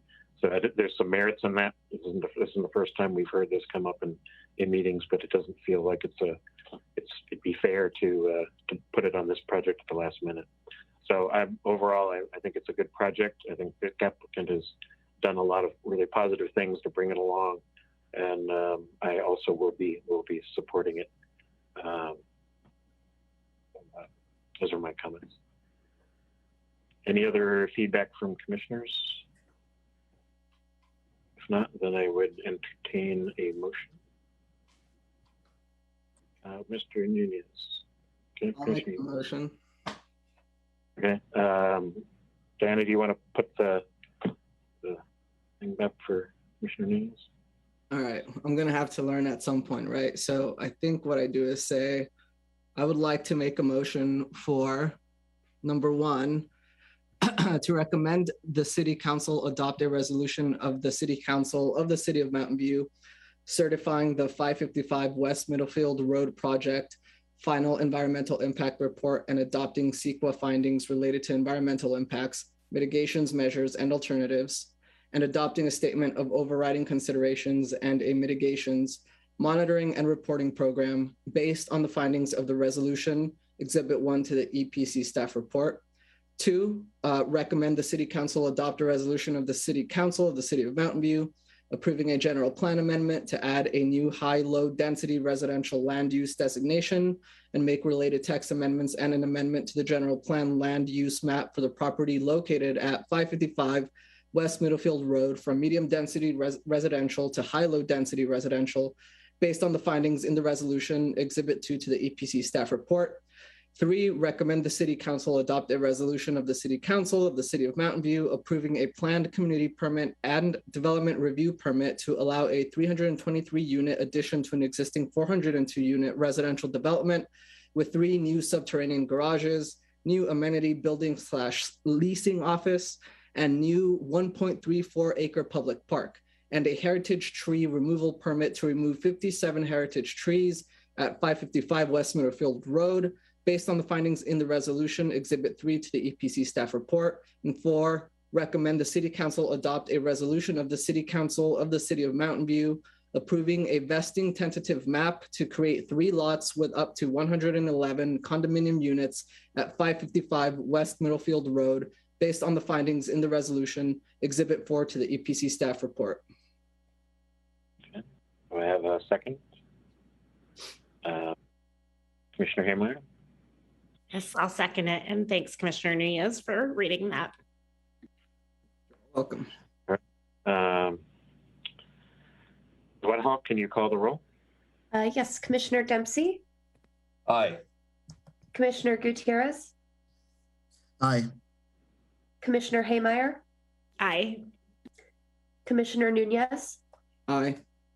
Commissioner Yin, Aye. and Chair Cranston. Aye. Okay, motion carries. Thank you. Next item on the agenda is Commission staff announcements, updates, requests, and committee reports. No action will be taken on any questions raised by the Commission during this time. So any announcements? Ms. Whitehall, our next meeting. Yeah, I do have a few announcements. First and foremost, staff would just like to extend a warm welcome to our new commissioner, Commissioner Gutierrez. And then also highlight that Commissioner Clark will also be starting at the next meeting, January 19th. So we're very excited to have both of these new commissioners on board. In terms of upcoming items, next meeting will be the election of the chair and vice chair. There's currently no items scheduled for February 2nd. And then on February 16th, we have 2 items tentatively scheduled. Those include zoning code amendments related to the California Senate Bill 9 and the housing element study session. And that is it for staff announcements. Any questions from commissioners on those? We may need to take questions and get back to you after consulting Eric, but go ahead. Commissioner Dempsey. I just had a couple of unrelated questions. Would such questions be in order now, Chairperson, or should I wait? Is there any questions for Ms. Whitehall? Commissioner Yin, do you have a question for? Oh, not specific to that, but just bringing up the housing element and some other projects coming up. I just had a question about whether or not something was in our purview to discuss in the future and put on the agenda. Okay. Now, a good time or later? Was Commissioner Hameyer, was your question for Brittany? So Brittany, did you say that currently there are no items scheduled for February 2nd, but we should keep the date on our calendar in case something pops up? Is that right? Yes, that's right. Okay. And then the only item that I heard for our next meeting is the election of chair and vice chair? Yes. Thank you. Okay. So Commissioner Dempsey had some other items. Commissioner Yin, so go with him first and then come back to you. Sure. Thank you, Chairman. I had a couple of, whether you call them requests for staff or merely maybe ideas for all of us to consider for the new year coming for all of us. The first would be to ask staff if it would be possible to get a very brief report at the beginning of every hearing on actions that the City Council has taken, on recommendations and votes that we have made and forwarded to them. In an ideal world, I'd be able to catch every City Council meeting and I'd know already what happened. But for the times that I can't, or for the rest of us, I think it would actually be really useful just to hear a very quick report about what the council did with any particular item that we sent forward to them with recommendations. I think it'd be good feedback for us. So that was one thing I would recommend to the committee. Additionally, my hope is sometime this year, if we could get a study session first on how permitting works. This is something that I don't know a ton about since I don't come from a planning background, but I think some kind of 101 at some point over the course of this year to teach some of us newer members a little bit more about how the city approaches planning. I think that'd be really useful. I think that'd be really, really useful, especially since permitting becomes a big part of why it takes a long time or a short period of time to get something built. And then finally, at some point this year, I would love to see a quick study session on how planning does community outreach. And by that, what I mean is our community, the way that we do community outreach, fully effective and fully inclusive. I say that, we all know those little tan announcements that we get in the mail of something 750 feet away. I don't know how often we offer those in languages other than English. I think that's an important question. Those notices are often written kind of in legalese, which can be off-putting for a lot of folks and may lead people to crumple them up and throw them away. So I think just putting a little bit of time into, is our community outreach as inclusive and encouraging as it could be? Don't know, but I'd like to be able to talk about it. So that's one last idea for at some point over the course of this year coming up. That's it. Thank you, Mr. Chair. In the spirit of one of the kind of feedback from council that we should, when we do these kind of things, we should kind of get some like informal vote.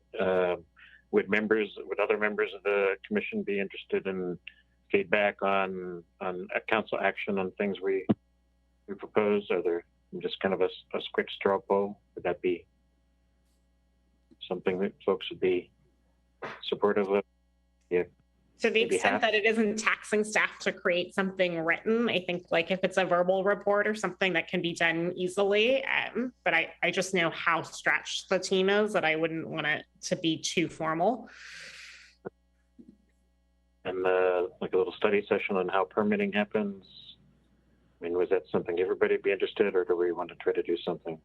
I see 3 nods, I think. A thought on that. Is there like a EPC retreat or like day or something like that where that might also be able to kind of That's something for Brittany or for Stephanie.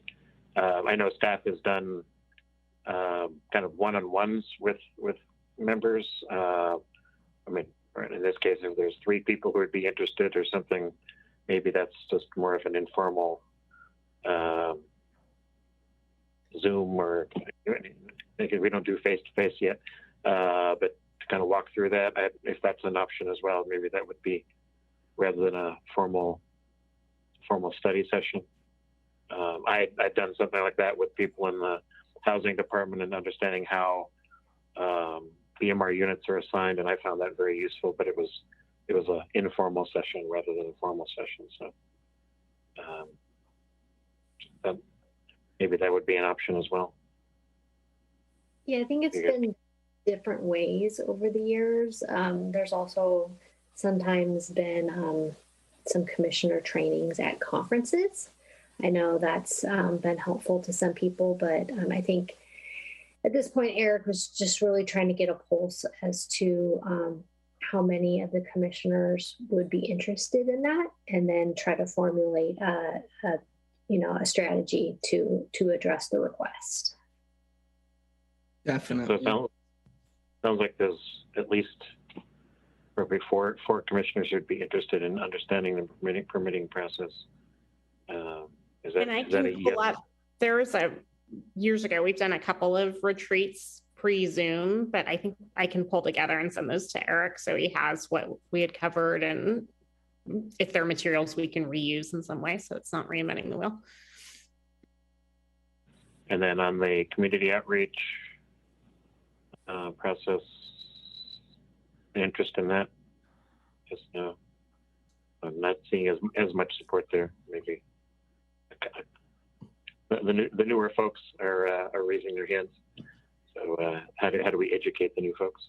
Well, the reason why the reason why I'm very interested in that is because I know that, in like with the last item, for example, this has been going on for years, yet people still are like, hey, we didn't hear about it, or we didn't. So there has to be some gaps that I think would be good to explore or try and identify. So I think the outreach process is something that is very important to look at. I don't know about timing or how much staff resources, but I think that's a critical aspect. I'm also open to this, but I'm flexible. So if it's easier for you to if someone on staff would like point me to somebody, I'll reach out to them. I'll be proactive, and I'll be more than glad to ask them. Okay. All right. Commissioner Dempsey, I think we've got feedback there on that. Yeah, doing things informally is great. It doesn't need to be time-consuming or burdensome to anybody. Commissioner Ian? Yeah, actually, what I was going to say is along similar lines, and it was just a matter of since we have so many new commissioners, and I remember when I first started, despite understanding the permit process, it was still very different for single-family residential versus, these big projects, and there's a steep learning curve. So I don't know if it may be helpful. Maybe it doesn't have to be where staff does a huge presentation, but that they have a chance to maybe go to the planning office and get a rundown from someone as to, what happens, just as if a developer were to come in and say, we're going to start this project, what do we need to do? I don't know, it may just be very brief. And I know there may be some things online, but it's not going to be tailored to Mountain View, since every city has slightly different things going on. And also, I was thinking after this meeting too, is that we have some big projects coming up, and I am concerned about what those meetings are going to look like the R3. I can imagine, and I know you guys have done outreach. Artie even did a video, which I thought was really cool, like a little YouTube video. I don't know how many people got to see that though. And I thought it helped explain some things very, very well, more so than could be done in like a little flyer. I think I was talking to someone, they said they got a flyer about the R3. They didn't even know what R3 meant. Like, what is that? I don't even think most people even know what zoning is and what that encompasses. And so I think despite all the efforts the planning office has made, you know, singing and dancing and putting on bells, there's something going on. There's a gap. And I know it's not our responsibility to get in the household of every person in Mountain View and say, hey, this is important, but maybe it's just a brainstorming session we can have. I know there's the Brown Act issue. I don't know if this falls under it. Maybe we could just get together and just brainstorm like with you guys, in what ways could we maybe, be more effective in communicating exactly what these things are and why it's important and what consequences may occur without stating or instilling fear in people. Just kind of laying it out. I don't know how to do that, and so I'm just putting it out there as a possibility we could for us to discuss, because the housing element in R3 is, whew. But how to get people actually to pay attention to stuff, it's always kind of amazing to me when somebody says, well, I've never heard about that. And I know that I saw a postcard the week before about it. And most of the time, you know, staff may send something to thousands of people and 995 of them throw it in the trash can. And I'm like, well, I was never told. So I don't know, how do we, I don't know, use neon paper instead of white paper or something? I don't know. Well, I think I like it for me. Sorry. Oh, I didn't mean to interrupt. No, go ahead. Oh, I was going to say, just much like, you know, we are interested parties and we have some experience. For the most of the community, zero experience. And if we don't know what's going on, how do they know? And so there, I don't know if there's an education component. It would just be nice to explore, brainstorm a bit. We got 7 decent minds here.